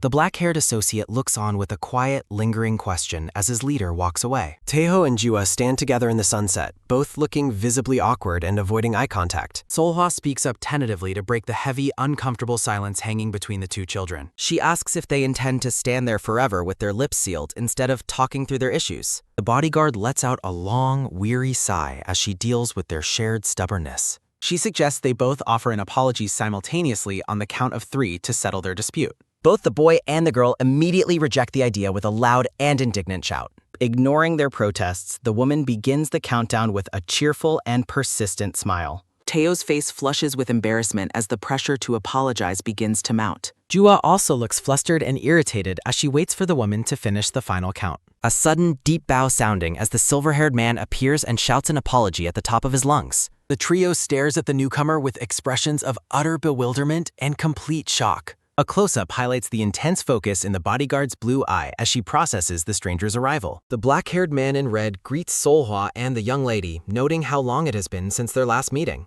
Jua identifies the two newcomers as the current leaders of the White Tiger Gang, much to the boy's disbelief. The red-haired teenager asks the silver-haired leader why he is suddenly offering such a humble apology. The man admits he has been tailing Taeho all day to evaluate his potential as the young lady's subordinate. He reveals he was responsible for the day's mishaps, including the banana peels, and expresses genuine remorse for the trouble. Taeho finally understands why his luck has been so exceptionally poor and strange throughout the entire day. The silver-haired man reflects on how the boy differs significantly from the ideal subordinate he had originally envisioned. He concludes that the teenager is a person who can sincerely assist and protect the young lady. The leader then turns to Jua and asks why she decided to choose this boy for her crew. The young girl prepares to reveal her secret, noting that her reasons were known only to her mother and bodyguard. Jua flashes a mischievous, confident grin while standing tall in her school uniform. The group stands together on the narrow path as the girl begins her explanation under the fading evening sky. She declares that her primary motivation for building a crew is to eventually become independent from her parents. Taeho is stunned by the claim and questions why a 7-year-old would already be thinking about independence. Jua explains she orchestrated his arrival because her mother worries about her being a lonely only child. The silver-haired man is deeply moved by the girl's words, perceiving them as a sign of a profound intention. The boy asks how she could have possibly. A sudden light clack sounding as the young girl holds up her pink smartphone to show him a specific image. A sudden loud gasp sounding as Taeho sees an old photo of himself happily holding Jua as a newborn. He looks at the image in total shock, demanding to know where she could have possibly found such a photo. Jua says she found it in an old album and recalls a specific story her mother shared about him. The scene shifts to a hospital room years ago where a younger Taeho is visiting his aunt and her new baby. The woman in the hospital bed asks the young boy if he truly likes the infant Jua as much as he seems. The red-haired child enthusiastically confirms that he has always wanted a younger sibling to look after. His aunt smiles warmly and asks him to explain the reason behind his strong desire for a sibling. Taeho explains he wants to take care of someone to earn praise from his parents, as he feels he always loses to his older brother. Young Taeho reflects on his brother's many virtues and his desire to finally surpass him. A woman asks the boy how he would treat a younger sibling like Jua. The red-haired boy promises he would play with her and share food every single day.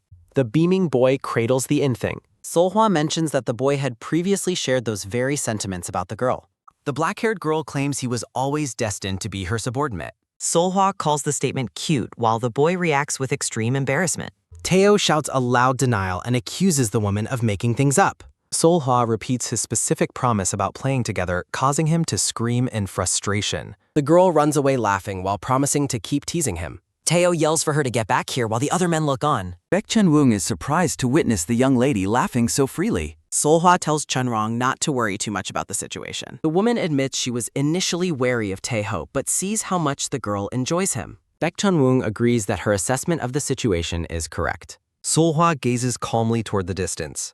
She mentions that the recent events were likely a significant shock for their boss as well. The man asks if the boss is still in that state, and Seolhwa confirms her lingering anxiety. Baek Chun-woong responds with a serious and contemplative look. He offers his assistance at any time while promising to keep the territory managed. The men walk into the sunset. Lee Hyun notes his surprise that his stubborn companion gave in so easily. Baek Chun-woong explains that the young lady hasn't laughed in a very long time. Lee Hyun listens to the explanation. The black-haired man adds that her laughter has been absent since she was 4 years old.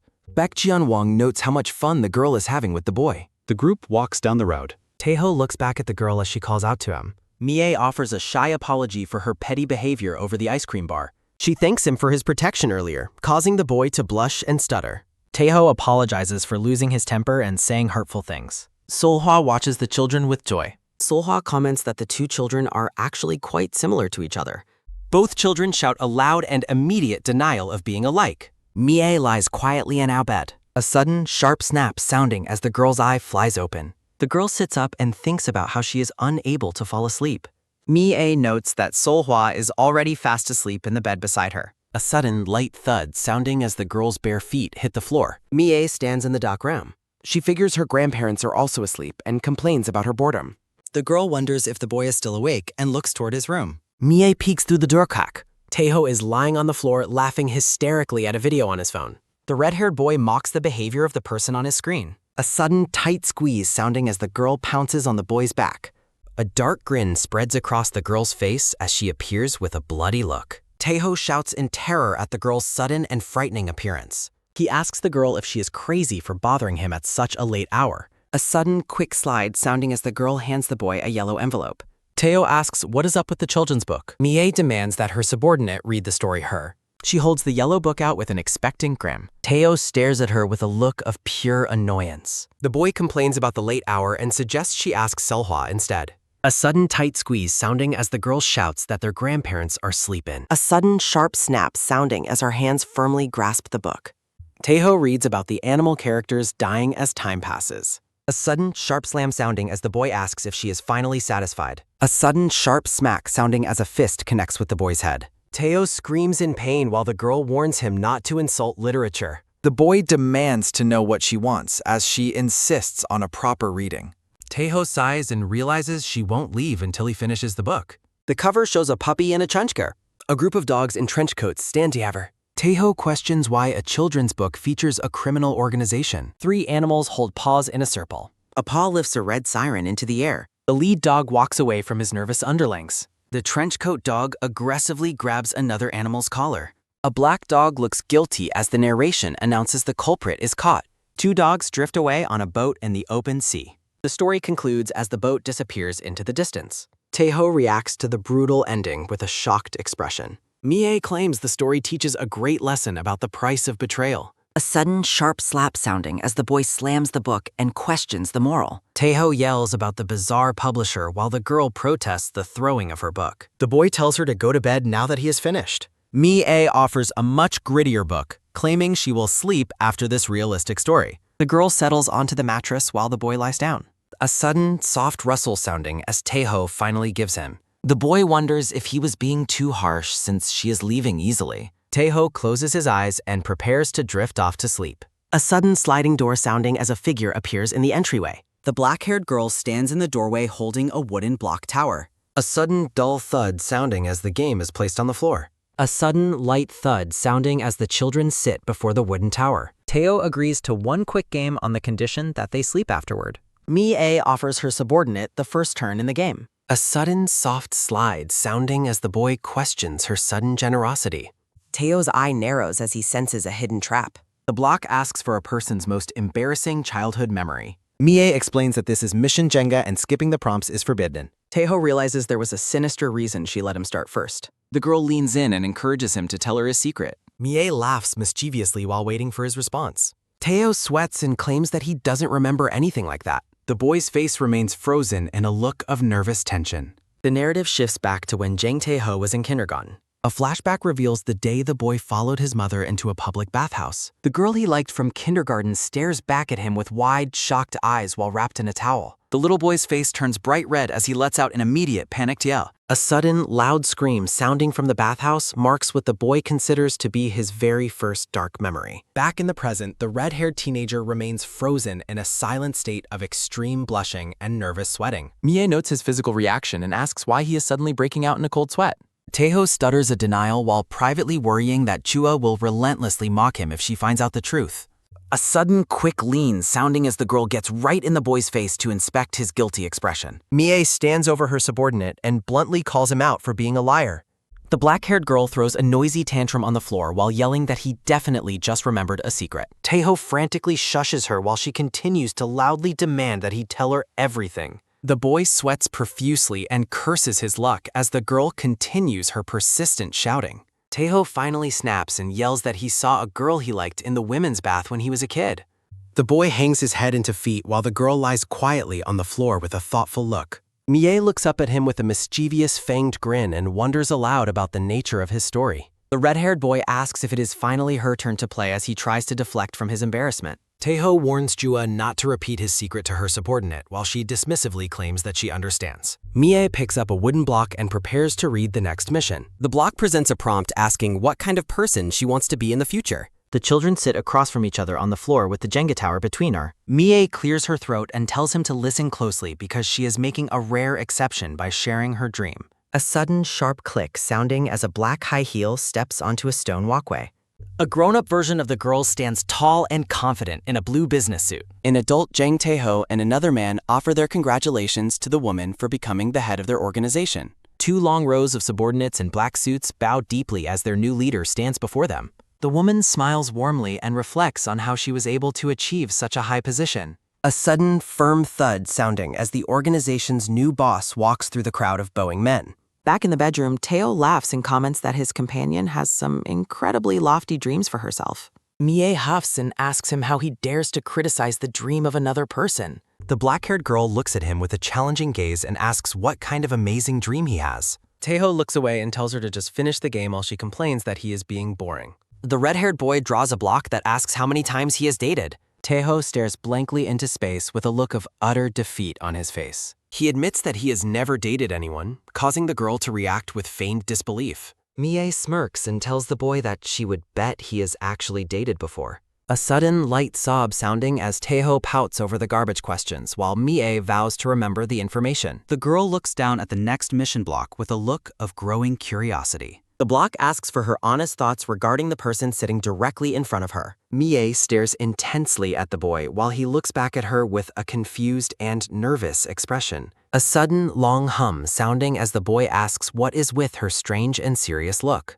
The black-haired girl calls out his name in a very soft and serious tone. She lists his negative traits, calling him lazy, a pain, and prone to snapping over small things. Mie continues her assessment by claiming he is rough, cold, and lacks friendliness. She reminds him that he caught a bee for her despite being terrified of it himself. She adds that he protects her from others and even jumped in to save puppies. Mie lets out a genuine, joyful laugh while showing off her signature fangs. Teo blushes and asks why she is complimenting him after spending so long insulting his character. The girl teases him for getting so embarrassed, which leads to another loud and stuttered denial from the boy. Taeho looks at the block in his hand and mutters that the entire game is ridiculous. The red-haired boy stares off into the distance while processing the girl's mixed assessment of him. A wooden tile asks what the person's most painful moment was. Red-haired Taeho looks around the library with a nervous and unsettled expression. He looks down at the young girl and wonders if she has fallen asleep. The teenager tells Jua that she needs to go sleep in her own room.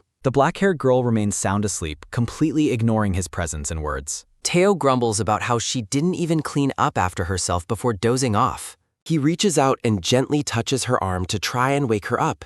The boy decides he will simply move her to the next room himself. A sudden, firm tug sounding as he grips her shirt to lift her up. Taeho carefully carries the small, sleeping girl in his arms through the quiet hallway. Jua mutters about something she has to do while lost in her dreams. The red-haired boy realizes she is only sleep-talking and sighs at her stubbornness. He pauses and considers if he should just let her sleep where she is. The teenager looks down with a face full of exhaustion and deep contemplation. He notes that she is stubborn even while asleep as he settles her into bed. The young girl sleeps deeply with a bit of drool escaping her lips. Taeho lies down and stares blankly at the ceiling with his bright blue eyes. He recalls her beaming face as she once called him a cherished subordinate. The red-haired boy lies alone in the dark room, curled into a fetal position. He reflects on how strange it feels for someone to actually cherish him. Taeho announces his arrival as he steps through the front door of his home. His red-haired mother shouts praises for Minho while the boy looks on in silence. The parents celebrate the older brother's university admission while Minho remains modest about his success.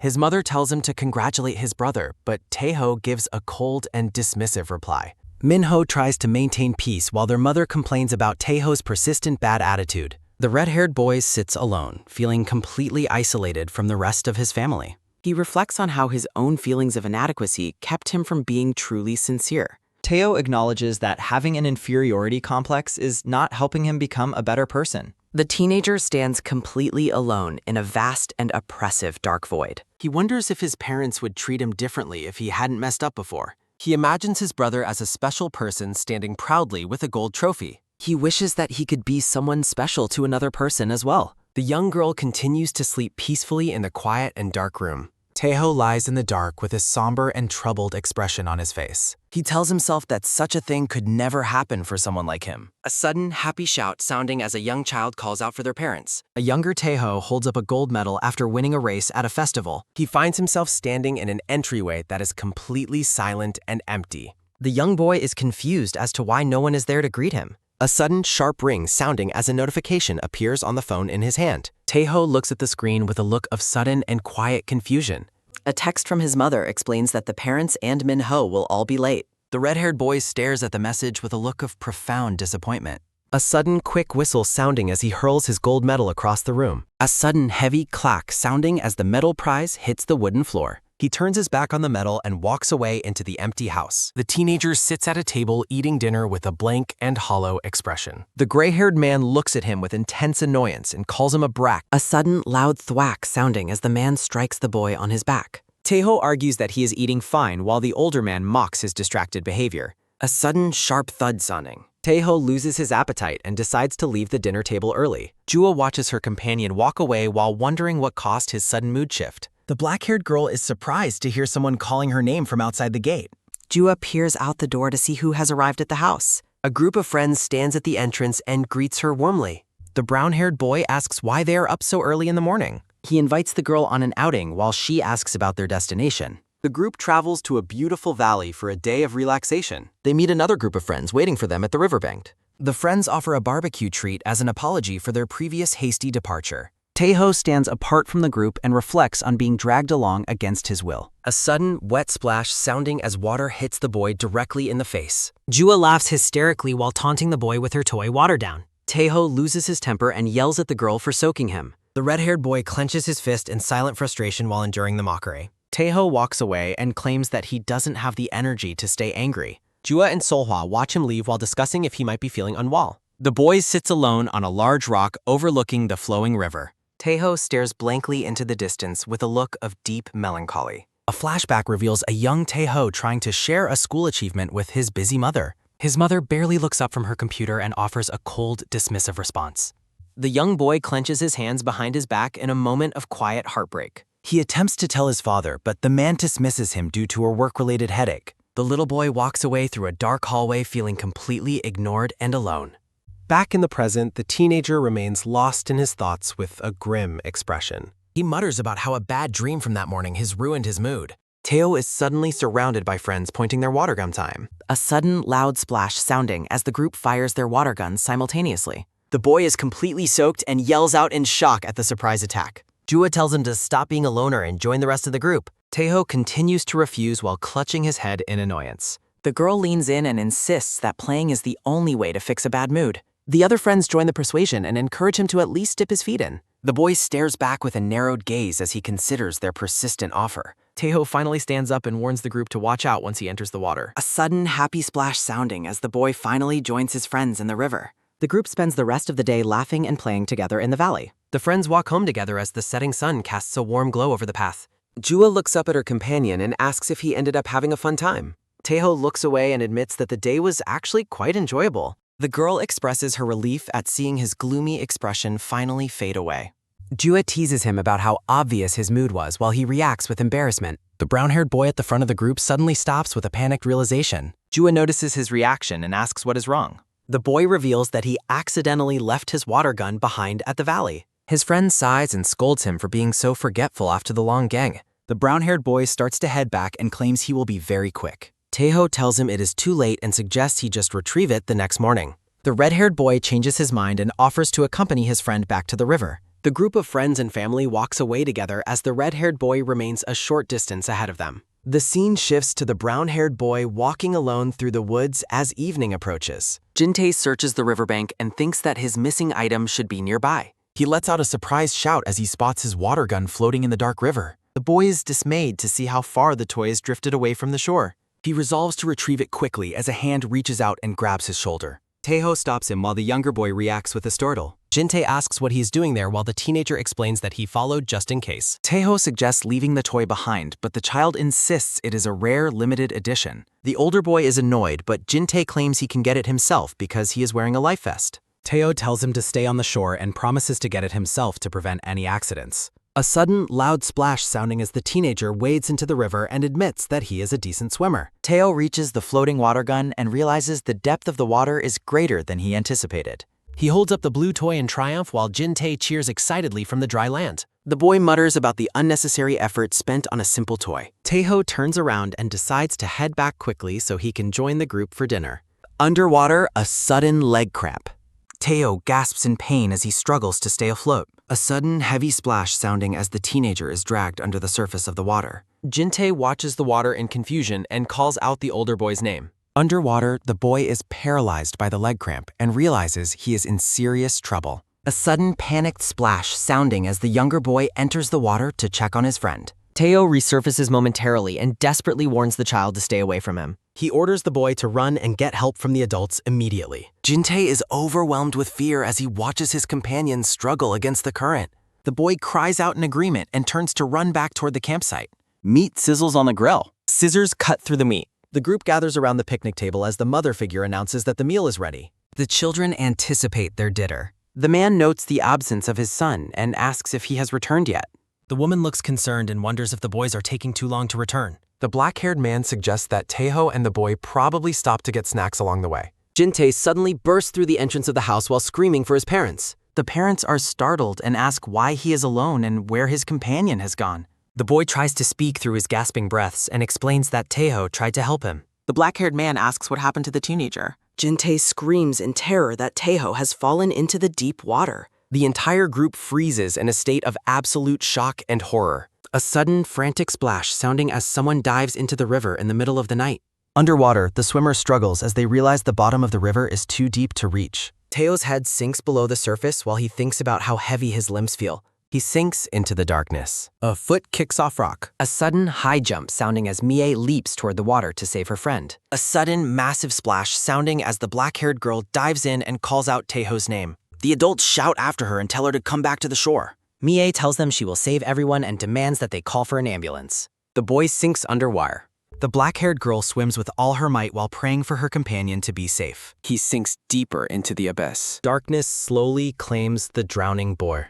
A memory returns of middle school. His hands clench against the guest. Taeho looks around the middle school classroom and questions where he is. A classmate whispers and asks if they heard the roar. The students gossiped about the school violence committee meeting being held for Taeho. The red-haired boy overhears the whispers and stares down in silence. The classmates discuss his forced transfer and warn each other to avoid eye contact. He remains isolated at his desk. A bully mockingly asks the boy who he ended up fighting with. The bully leans over and calls out the boy's full name. A sudden, wet splashing sounding as milk is poured over the teenager's head. A sudden, sharp clattering sounding as Taeho jumps up to demand an explanation. The bully laughs and claims the boy's reaction is hilariously pathetic. A shadow-eyed boy smiles while relishing the misery he has caused. Taeho closes his eyes to endure the humiliation. The dark-haired boy claims he has been lonely and mockingly offers to play with him. Taeho stares back with a look of pure, unadulterated hatred.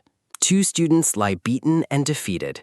He stares at his bruised hands. He pummels his tormentor with relentless fury. A voice breaks through the chaos. He wakes in a sterile ward. A sudden, loud coughing sounding as the teenager wakes up and finds the black-haired girl nearby. He struggles to catch his breath. The woman with the eye patch asks if he is finally all right. Teo asks where he is while the girl confirms they are at the hospital. He slowly remembers the terrifying moment he fell into the deep water. Mie explains that everyone else went back to the lodgings after his rescue. She scolds him for being reckless and asks why he entered the deep water alone. The boy claims he didn't think he would actually drown. Mie demands gratitude after claiming she threw her own body into the river to save him. Taeho is stunned to learn that the young lady was the one who rescued him. The attendant recalls how shocked she was while fearing that both would drown. The girl tells him never to make her worry like that ever again. Taeho suddenly snaps and screams at her for being an absolute idiot. His companions are startled by the sudden and aggressive outburst. He yells about how she could be so reckless to drag him out of deep water. The girl tries to defend herself by saying she was only worried about him. The teenager argues that he never asked her to worry and should have waited for adults. A tense, heavy silence fills the room. Seolhwa tells Taeho to watch his tone after the life-saving effort.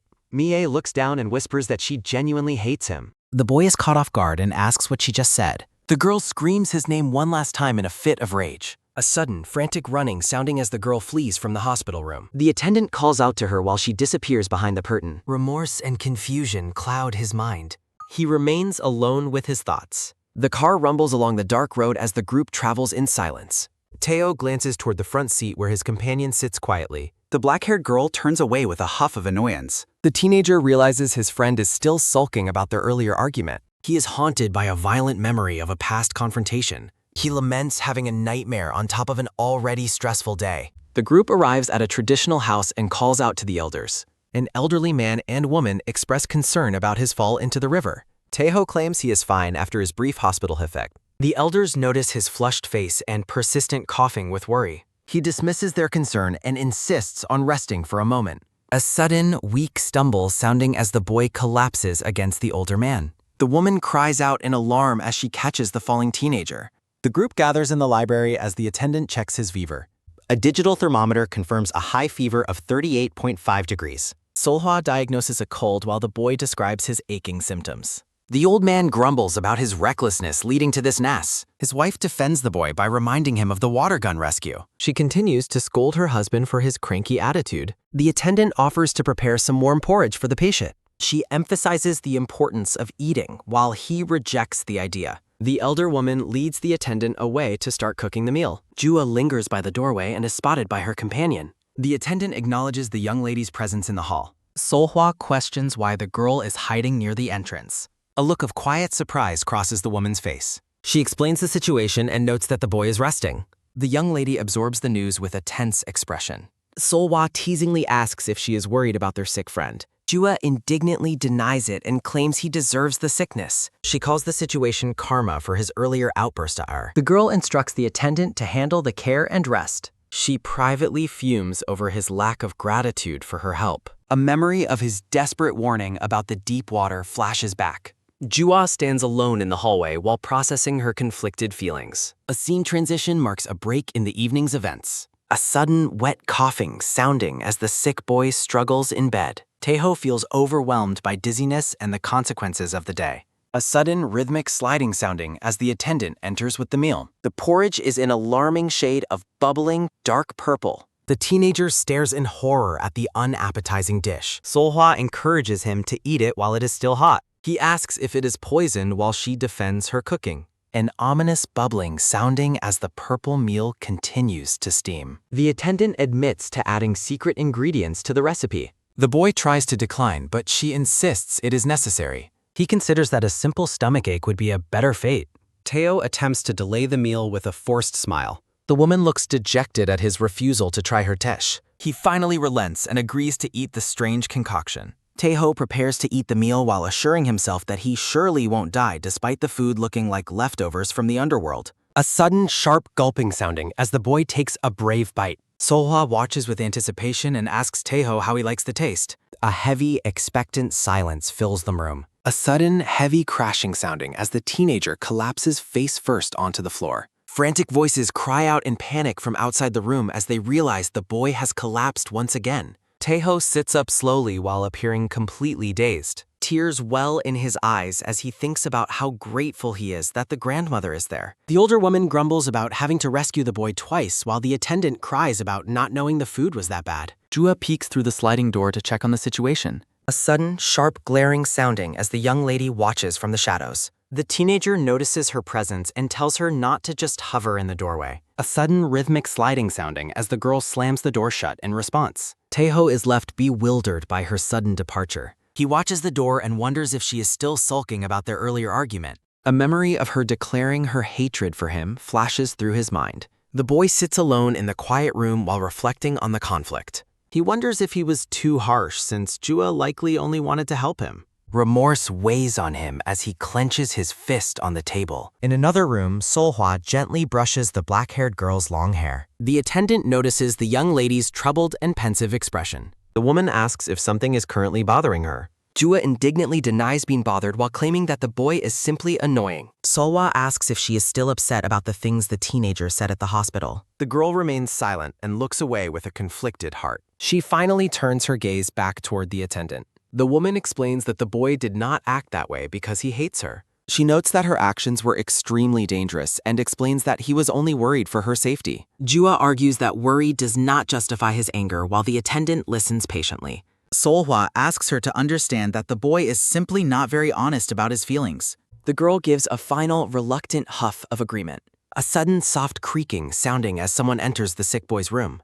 A sudden, quick tiptoeing sounding as Jua sneaks toward the back. She leans over the sleeping teenager and wonders if he has already drifted off. A sudden, soft breathing sounding as the boy sleeps fitfully. The girl notices his heavy sweating and wonders if his condition has worsened. A sudden, sharp realization sounding as she stares intently at his face. She shakes her head and reminds herself that he was mean to her. A sudden, sharp clicking sounding as she pops the cap off a blue marker. Jua smiles mischievously while plotting revenge for his rejection of her goodwill. A sudden, quick scribbling sounding as she draws directly on his face. A sudden, heavy, dramatic sounding as she admires the absurd eye and beard she drew on him. A sudden, soft snickering sounding as she struggles to contain her amusement. The girl crouches by the bed and laughs silently at her handiwork. She considers erasing the marks to draw cat whiskers instead. A sudden, soft rubbing sounding as she begins to wipe his forehead with a cloth. Teo groans in his sleep and startles her. She panics and wonders if her meddling has finally woken him up. The boy mumbles a faint sentence into the quiet air. He whispers a heart-wrenching question about why he is always left alone. Jua's gaze is filled with a sudden, deep sadness. A young girl calls for her mother while being held by a man. The child asks why she is forbidden from leaving the house. She wonders why she must endure such a lonely life. The man holds the girl close as they talk. He grips her shoulders tightly to emphasize his point. The man explains that her confinement is meant for her protection. He claims that the world outside is full of threats.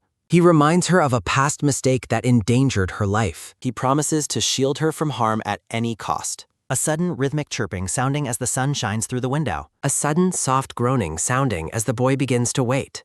Taeho realizes he fell asleep after taking his medicine.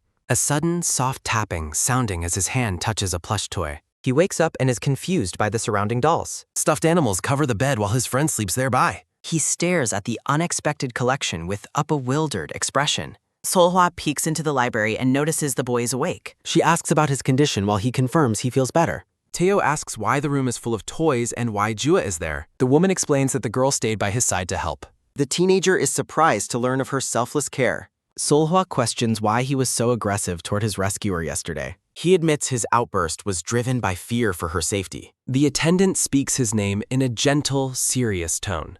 She reveals that the young lady truly values their friendship. She notes that the girl has found happiness since meeting him. Teo absorbs the news with a look of quiet shock. Solhwa explains that the girl is usually denied a normal life. She notes that her guardian is obsessively protective of her well-being. Taeho is appalled to hear that she has no friends her age. The woman explains how a traumatic accident changed everything for the family. Taeho asks for details, but she admits the event was too shocking to describe.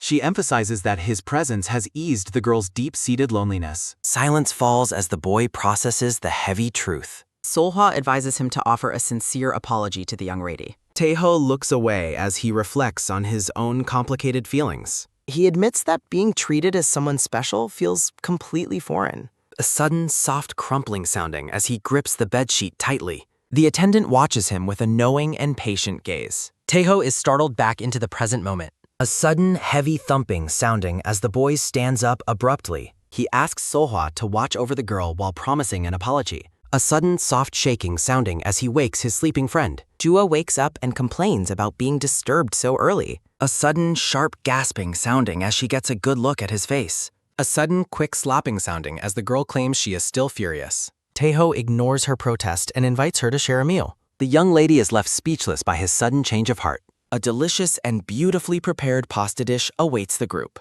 Jua stares at the meal and fusion. The group gathers in the kitchen for a meal. A sudden sharp pinch. Taeho cries out in pain as the woman pinches his ear while realizing that the girl is only pretending to be ignorant. The teenager prepares to deliver a difficult confession. He offers a sincere apology for his behavior the previous day. The boy acknowledges that his anger was uncalled for despite his worry. He warns Jua to stay away from the deep water while the attendant smiles. The girl teases him for his inability to be honest about his feelings. She laughs brightly while boasting about being the one who rescued him. Jua accepts his apology and agrees to try the meal he prepared. A sudden soft bite sounding as she tastes the pasta. The girl freezes in surprise at the flavor of the dish. Taeho nervously asks for her opinion on the breakfast. Jua gives a reluctant compliment while the boy defends his skills. She admits the food is good and asks him to make it again sometime.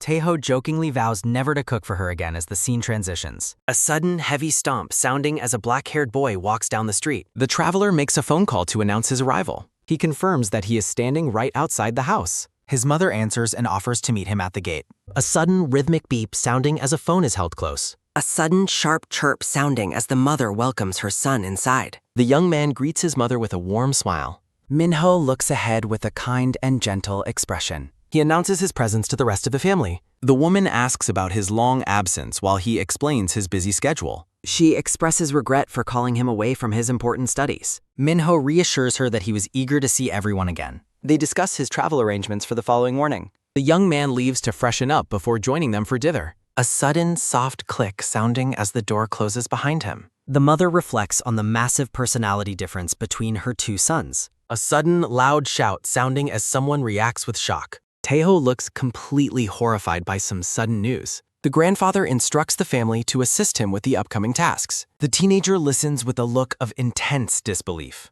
The older man reveals that the boy's brother will be visiting soon. Taeho panics at the announcement while Jua watches his reaction. He complains about being constantly compared to his successful sibling. A sudden soft scratch sounding as the boy sulks in frustration. Jua asks for clarification about his strained relationship with his brother. Taeho collapses onto the table in a fit of despair. The girl asks the grandmother for details about the mysterious sibling. The older woman describes the brother's prestigious career path and intelligence. A memory of the perfect and popular young man flashes across the scene. Jua processes the information with a pensive look. She mocks the boy for his lack of talent compared to his brother. A sudden bright beam sounding as Minho smiles radiantly. The family prepares a grand welcome for the arriving guest. Minho explains his comfortable travel from the station after arriving to meet his family. Minho smiles with a polite expression. The older brother asks the young girl if she is Jua, and she confirms her identity. Minho recalls seeing her as an infant and asks if she has any memory of him. He admits his own lack of memory due to his mother's busy schedule while Jua offers a polite greeting. Jua asks about the person nearby, and the young man greets her with a friendly bow. Sohwa introduces herself as the girl's bodyguard and expresses her pleasure at the meeting. The older brother bows respectfully. The attendant is impressed by the young man's exceptionally polite and good nature. Taeho peeks with a grumpy face. The red-haired boy is annoyed by the starkly different atmosphere compared to how the group treats him. He grips the wall and wonders if his perfect brother is welcomed everywhere he goes. Minho asks about his siblings' whereabouts, and the grandmother explains that the boy has been sulking in his room. Minho looks on with quiet concern. Taeho finds the household's current atmosphere completely unbearable as he walks along the balcony. He decides to sneak over the wall and go downtown while everyone is distracted by his brother. The teenager runs into a man from the neighborhood, leading to a mutual moment of surprise. The neighbor smiles with a mischievous look. The man excitedly calls out to the boy and notes how long it has been since they last met. Taeho tries to silence him as the man asks why he hasn't been back to the countryside. The man loudly questions why the boy is climbing the wall while Taeho begs him to be quiet. A sudden, sharp realization sounding. Sohwa appears behind the boy and asks where he is trying to run off to. The teenager stammers. A sudden, quick rustling sounding. Sohwa carries the tied-up boy. Taeho reacts with intense embarrassment. The boy demands to be let go and protests against being dragged around in such a position. The family watches with bewildered expressions. Seolhwa announces to the young lady that she has caught the escaping runaway. The group stands in awkward silence. Minho offers a cheerful greeting to his restrained and frustrated younger brother. Taeho glares through at his gag. The boy muffledly promises not to run away if he is simply released. Seolhwa stands over the boy's feet and explains she is taking precautions in case he tries to flee again. Minho finds the scene sweet and asks if they were playing a game of talk together. Taeho turns away huffily and warns his brother not to act like he knows him. A sudden, loud thudding sounding. The grandfather scolds the boy for the disrespectful way he speaks to his older brother. Jua watches the family drama and wonders why the red-haired teenager acts that way. The neighbor waves a friendly goodbye. The man smiles with a grin. The neighborhood man recognizes Jua and greets her with a cheerful smile. He picks up the startled girl and marvels at how big the baby has grown while asking her age.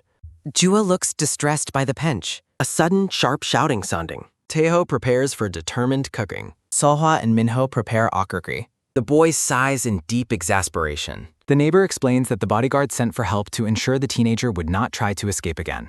Minho and Seolhwa prepare for the grandfather's 70th birthday party and ask for duties. A sudden, rhythmic glugging sounding as the neighbor drinks from a large bottle. Taeho scolds the man for drinking the grandfather's liquor while Minho offers an awkward apology. The neighbor asks Minho about his college status and potential girlfriend. The young man admits he is currently too busy with graduation preparations for a relationship. The man inquires about recent test results while Minho notes they haven't been released yet. A woman praises Minho's intelligence as a top university student. Taeho watches the praise with a look of deep annoyance. The neighbor turns his attention toward the red-haired teenager. The man asks if the boy has stayed out of trouble since middle school. Taeho huffily denies having any recent issues. The neighbor criticizes the boy's piercings and tells him he looks like a common thug.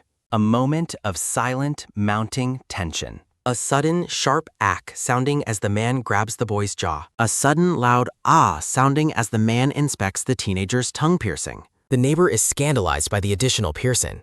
He accuses the boy of lying about his behavior and calls him a hoodlum. Taeho snaps back and claims he only got the piercings because he wanted to. He questions if jewelry defines a person's character while Seolhwa watches awkwardly. The man mentions an incident from 4 years ago to prove his point. Jua asks for details about the past while Taeho breaks into a nervous sweat. The neighbor explains that the girl wouldn't understand the boy's history. Taeho stands up abruptly and shouts for his uncle to stop talking. The grandfather enters the room and demands to know the cause of the noise. The boy looks away with a troubled expression. The neighbor reacts with a look of silent worry. The patriarch of the family stares sternly at the group. He forbids any negative talk during the celebration and orders everyone back to cooking. Taeho continues to seethe in silence. Minho tries to catch his younger brother's attention. A sudden sharp talk sounding as a door is slammed shut. Jua and the uncle marvel at the extreme personality differences between the two siblings. Taeho stands on the porch and complains about the frustrating atmosphere. He laments his brother's arrival and the constant focus on his own weaknesses. A look of deep, lingering resentment. A flashback begins with a demand for an explanation. The uncle reacts with shock to news regarding school violence settlement money. A memory of a family meeting shows a younger Taeho being scolded for fighting. A man offers a humble apology to his brother-in-law for the trouble. The family discusses financial difficulties while the grandfather demands a statement from the boy. A younger Taeho offers a quiet and defeated apology. The boy's mother watches the scene with a stern and silent gaze. Back in the present, Taeho releases a heavy, weary sigh. He reflects on the weight of his past mistakes. Minho steps outside to find his brother Alum. The two siblings stand together in the quiet evening air. The older brother asks for a moment to talk after their long separation. Taeho rebuffs the request and mocks his brother for being so busy with studies. The red-haired boy apologizes sarcastically for ruining the celebratory mood. Minho urges him to be patient for the family's sake, while Taeho tells him to forget it. Minho points out that the uncle's criticism only increases when Taeho acts out, reminding his brother that he is actually quite capable. Taeho admits that the uncle's assessment of him as a problem child is not entirely wrong and tells his brother not to defend him. Minho looks at him with deep concern and asks if his self-image is still tied to the incident from their past. The older brother insists that what happened wasn't Taeho's fault and praises him for how well he has been taking care of Jua. A sudden, quick twitching sounding as Taeho reacts to his brother's unexpected kindness. Taeho looks away with a troubled expression and tells Minho to be quiet. Jua wanders through the courtyard looking for the red-haired teenager. The young girl suddenly stops as she spots the two brothers talking privately near the garden wall. Jua smiles with a devious glint in her eyes and decides to sneak up on them to deliver a surprise. A sudden, light pattering sounding as the girl runs quickly along the wooden balcony. A sudden, quiet creeping sounding as she carefully approaches the pair from behind. Jua pauses when she hears Minho questioning if Taeho has truly changed during his time in the countryside. Taeho bluntly states that he hasn't changed at all and is only staying there because their parents gave him no other choice. Jua looks visibly shaken as she listens to Taeho explain that he doesn't enjoy being with her and wants to leave immediately. A sudden, bright unveiling sounding as the scene shifts to a table overflowing with festive food and a grand birthday cake. A man raises his glass and offers a toast, wishing the family patriarch a long and healthy life. The entire gathering raises their glasses in unison to celebrate the grandfather's milestone. Minho joins the celebration with a cheerful smile as he offers his congratulations. Several rough-looking men with visible scars smile broadly as they shout their well wishes to the grandfather. A sudden cold shuddering sounding as Minho realizes the intimidating nature of the guests. The older brother nervously leans in to ask Jua about the identity of the intense-looking men. Jua explains that they are members of the White Tiger Gang gathered for the party, leaving Minho completely stunned. The grandfather grumbles about the unwanted guests, but a woman tells him to be grateful that her old colleagues came to celebrate. Minho's attention is drawn toward his younger brother, who is standing apart from the group. The older brother looks toward Taeho with a pensive and slightly sad expression. Taeho continues to sulk in silence, clearly feeling out of place during the festivities. Minho watches the red-haired boy with a look of quiet understanding. The college student approaches his sibling and gently encourages him to join the others and eat. Taeho coldly rejects the invitation and looks away from his brother. Jua approaches the boys and tells Taeho to stop being difficult since everyone is together for the occasion. The teenager snaps back and demands that the young girl stop annoying him. A sudden, firm gripping sounding as Jua grabs onto Minho's hurt. Jua looks up at the older brother and asks for a confirmation of his name. Minho looks down at her with a confused expression as he confirms his identity. Minho is taken completely by surprise by her bizarre and blunt request. Jua explains that while Taeho was her previous subordinate, she has decided to move on. She states with absolute finality that she no longer has any use for the red-haired boy.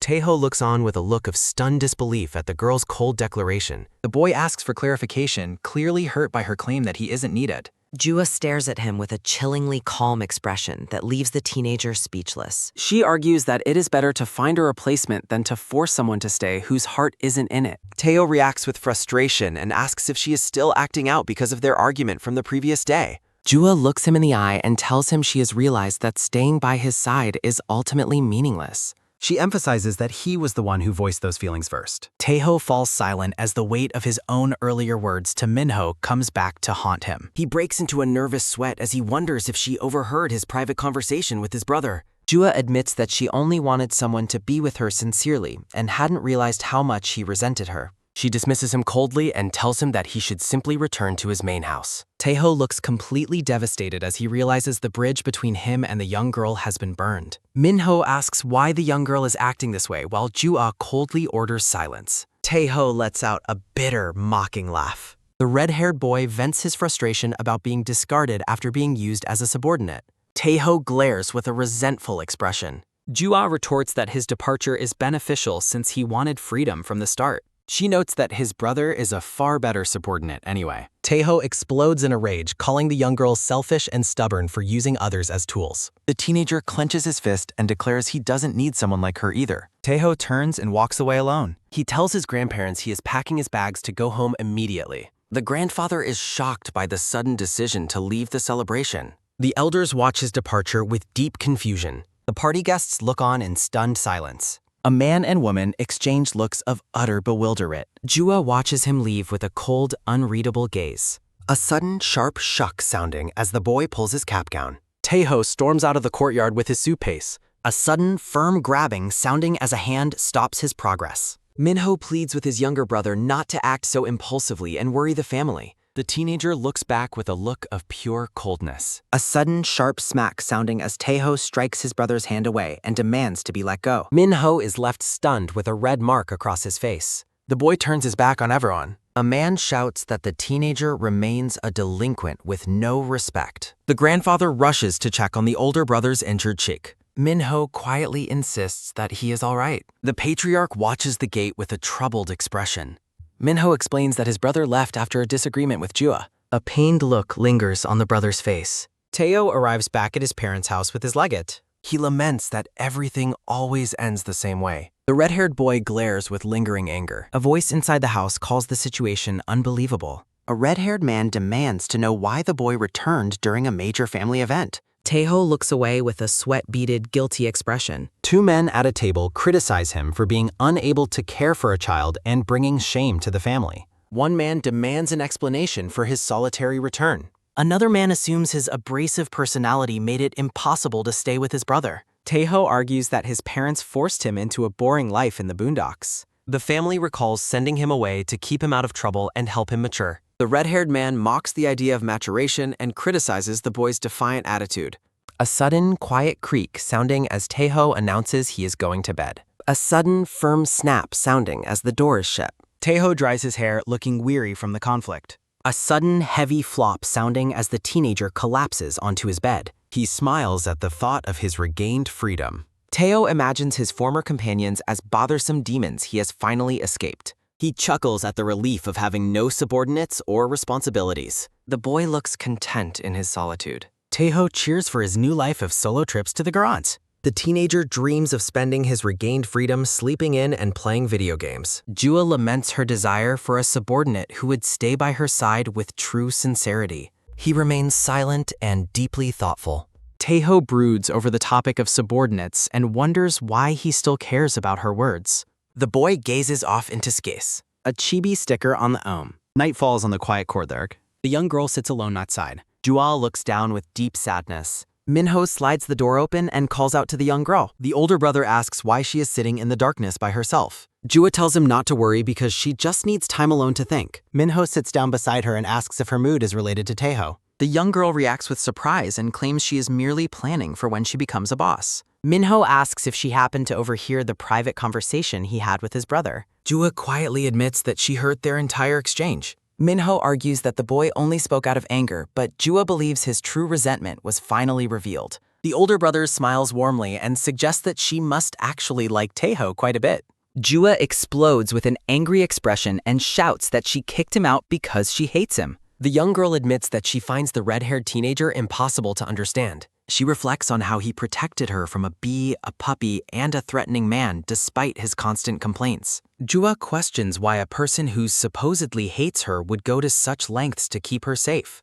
She confesses that she is truly uncertain about what his genuine feelings are. Minho offers to share some deeper insight into his younger brother's character. The older brother hopes that by sharing more, she will finally be able to understand him. He lies there in deep thought. A childhood memory of the brothers. A series of positive descriptors highlights the older brother's perfect reputation as a student. Teho recalls that if those words were flipped, they would perfectly describe his own identity. A green hoodie sleeve is Shum. The boy admits to deliberately acting out and getting hurt just to receive some attention from his parents. Even negative attention felt better than being ignored in favor of his perfect sibling. He felt that the fundamental difference between himself and his brother would never truly change. The teenager reflects on how he was once a complete mass of inferiority complex. Teho rages during a past birthday, hating that his celebration is always combined with his brother's. He argues that it is essentially his brother's party since all the gifts and the cake are chosen for him. The teenager tells his older sibling to forget the matter and leave him alone. A sudden, loud quang sounding as the frustrated boy storms out and slams the door. The boy walks down the stairs. The teenager checks his mobile device. He receives a series of messages from a friend named Lee San-woo asking about his birthday. He smiles at the comforting message. Teho answers a call from San-woo, who asks if he is home and suggests they study together. The boy reflects on how one specific person helped liberate him from his deep insecurities. The boy reacts with sudden surprise. Teho looks up as he sees a familiar face approaching him on the sidewalk. Senwoo greets him with a kind and warm smile. A black cat rest home. A sudden, light meow sounding as the black cat paws at the sleeping boy's cheek. The teenager wakes up feeling confused. A black cat with a scar on its face lets out a sudden, high-pitched meow sounding. Teho wakes up in his bedroom and is stunned to find his pet cat Gwangi sitting on his bed. The red-haired teenager rubs his eyes and laments dreaming of the past, calling it a terrible omen for his day. The cat lets out another sudden, sharp meow sounding as it stares up at the boy. Taeho looks at the cat with a tired expression and asks if it is making so much noise because it wants a snack. A sudden, sharp tear sounding as the teenager rips open a small packet of cat food. Taeho sits on the floor and tells the cat to eat its treat slowly. The red-haired boy pauses and wonders if his house was always this quiet when he was home alone. He recalls how Jua would usually force him to wake up early and drag him outside to walk the dog. Taeho shouts in frustration as he realizes he cannot stop thinking about the young girl.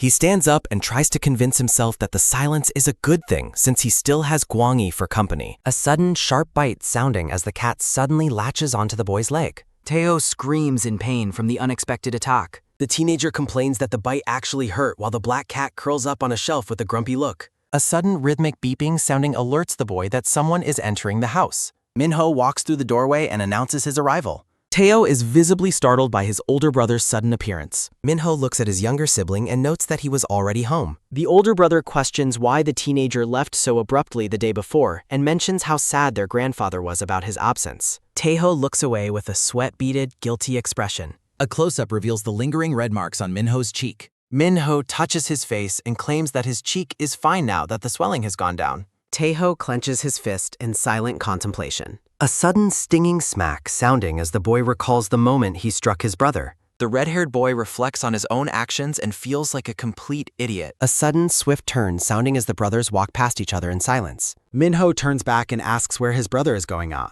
A sudden, firm click sounding as the suitcase is dropped onto the floor while Minho stands alone in the room. Jua lies curled up on a wooden swing bench in the gangen. The young girl stares off into the distance with a look of profound sadness. A woman with glasses and a scar on her forehead approaches and asks Jua if she is too hot sitting outside. Jua tells her assistant to leave her alone because she is perfectly fine. The glasses-wearing woman watches the girl with a look of deep concern. She turns and walks away while lost in thought. A sudden, low creak sounding as the woman meets a silver-haired boy in the courtyard. The silver-haired boy explains that he stayed because he was too worried about the young lady to leave. He notes that her mood has been down since her conversation with Taeho and asks if the assistant knows the reason. The woman explains that Jua overheard a private conversation between the two brothers. She details how the young girl heard Taeho say that she was a bother and that he only wanted to go home. The silver-haired boy reacts with sudden rage while a black-haired man tells him to calm down and be more understanding. The man in the maroon shirt argues that it wasn't easy for a kid to be dragged into caring for a difficult girl like her. The assistant worries that she will have to report the situation to the boss, which might result in Jua being sent back to the main house. The silver-haired boy looks troubled at the thought of the young lady being forced to return. The woman looks away and acknowledges just how lonely the girl used to be. The three of them stand in the courtyard and lament that there is nothing they can do if the red-haired boy truly wants to leave. Taeho reflects on how awkward it felt to have someone treat him like he was special and important.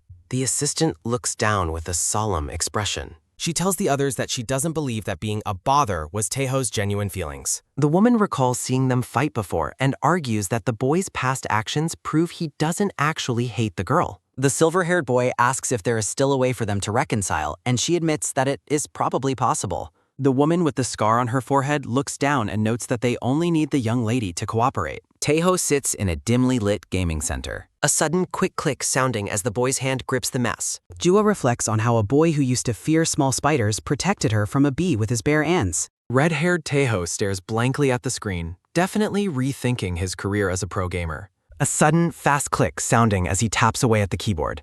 Jua beams with joy and calls the teenager a subordinate that she truly cherishes. A sudden, sharp tap sounding as the boy stops typing. The boy stands up and moves away from his station. A sudden, low creak sounding as the door opens and he complains about everything being annoying. Taeho walks through the city at dusk feeling frustrated. He wonders why pointless memories keep returning and insists that the situation is no longer his business. The red-haired boy reflects on how he only wanted Jua to be an annoying younger cousin. Taeho looks at the buildings and decides that his current solitude is enough for him. The young girl sits alone outside with a puppy. The woman with the forehead scar approaches the young girl. The woman asks if she wants to go for a drive, and Jua asks why she would suggest that so suddenly. The assistant explains that the girl looks unwell and suggests that fresh air might help her feel better. Jua rejects the offer and says she would rather stay right where she is. The man in the maroon shirt tells the silver-haired boy that he has taken way too long to get to the point. The black-haired man in maroon pushes the woman aside and says he will be the one to speak with the girl. He looks Jua in the eyes and asks if she is still thinking about Keiho. The girl is shocked, but the man says they already know everything and intends to be honest with her. He admits the drive was just a lie and says their real intention was to ask her to go and see the red-haired boy. The man says seeing her anxious makes them feel the same way, and he notes that she does not want to go back to the main house. He argues that nothing will change if she remains still and urges her to be honest about her feelings. A sudden, tight grasp sounding as she grips her own clothes. The man in the maroon shirt asks the girl what her next move will be. He asks if she will go to see the red-haired teenager or choose to return to her home. Jua trails off with a worried look as she considers her options. She worries that if she goes to see him, he might avoid her again because he thinks she is a bother. The man admits they do not know his true feelings either and says they will worry about that when the time comes. The young girl remains silent and deeply thoughtful. Taeho sits alone at a cafe table outside. A sudden, low slurp sounding as the boy drinks his beverage through a straw. The red-haired boy realizes that night has already fallen. He assumes that his older brother must be back at his apartment by now. Taeho recalls the bandage on his brother's face and thinks about how much the blow must have hurt him. A cafe employee explains that they need to move the outdoor tables and the boy apologizes. The boy decides it is time for him to go home. He thinks about sending an apology text to his brother once he gets back. A sudden, rhythmic beep sounding as the boy enters the code into the electronic lock. A sudden, loud click sounding as he opens the door and announces his arrival. A red-haired woman stands in the entryway and screams the boy's name at the top of her lungs. Taeho jumps in surprise and asks why she is shouting so suddenly. The angry woman demands to know what happened to Minho's face while the brother stands behind her with a bandaged cheek. The red-haired boy is stunned into silence by his mother's rage. The woman looks at the older brother and asks Taeho what he thinks his sibling is to him. Minho places a hand on the woman's shoulder and asks her not to say those things, insisting the hit was not on purpose. The red-haired woman yells that his excuses are worthless and claims she already heard the truth from his uncle. She continues her tirade, stating that he slapped his brother in front of all their relatives. The woman tells him there is— Minho shouts for his mother to stop while looking visibly distressed. Taeho begins to mutter an angry curse under his breath in response to the insults.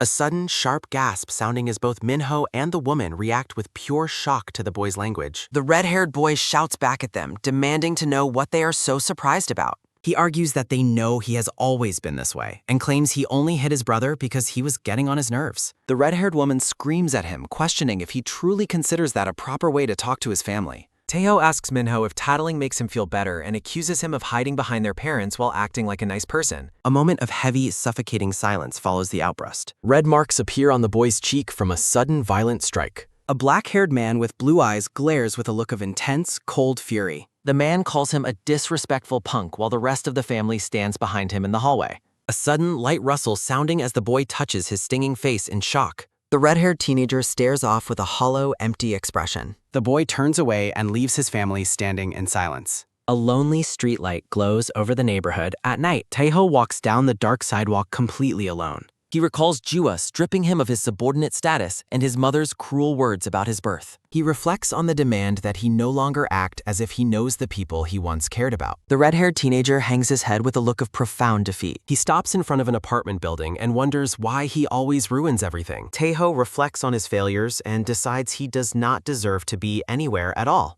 The boy tries to justify a past decision to himself while wandering through the city. A sudden, dull thud sounding as the red-haired boy accidentally shoulder checks a stranger. Taeho offers a distracted apology while the stranger reacts with confusion and annoyance. A close-up highlights the teenager's vacant and unblinking eye. The stranger leans in close and mocks him with a series of questioning noises. The black-haired boy with yellow eyes and a scar on his temple asks if he is Jang Taeho. Taeho looks up at the menacing newcomer with a look of sudden shock.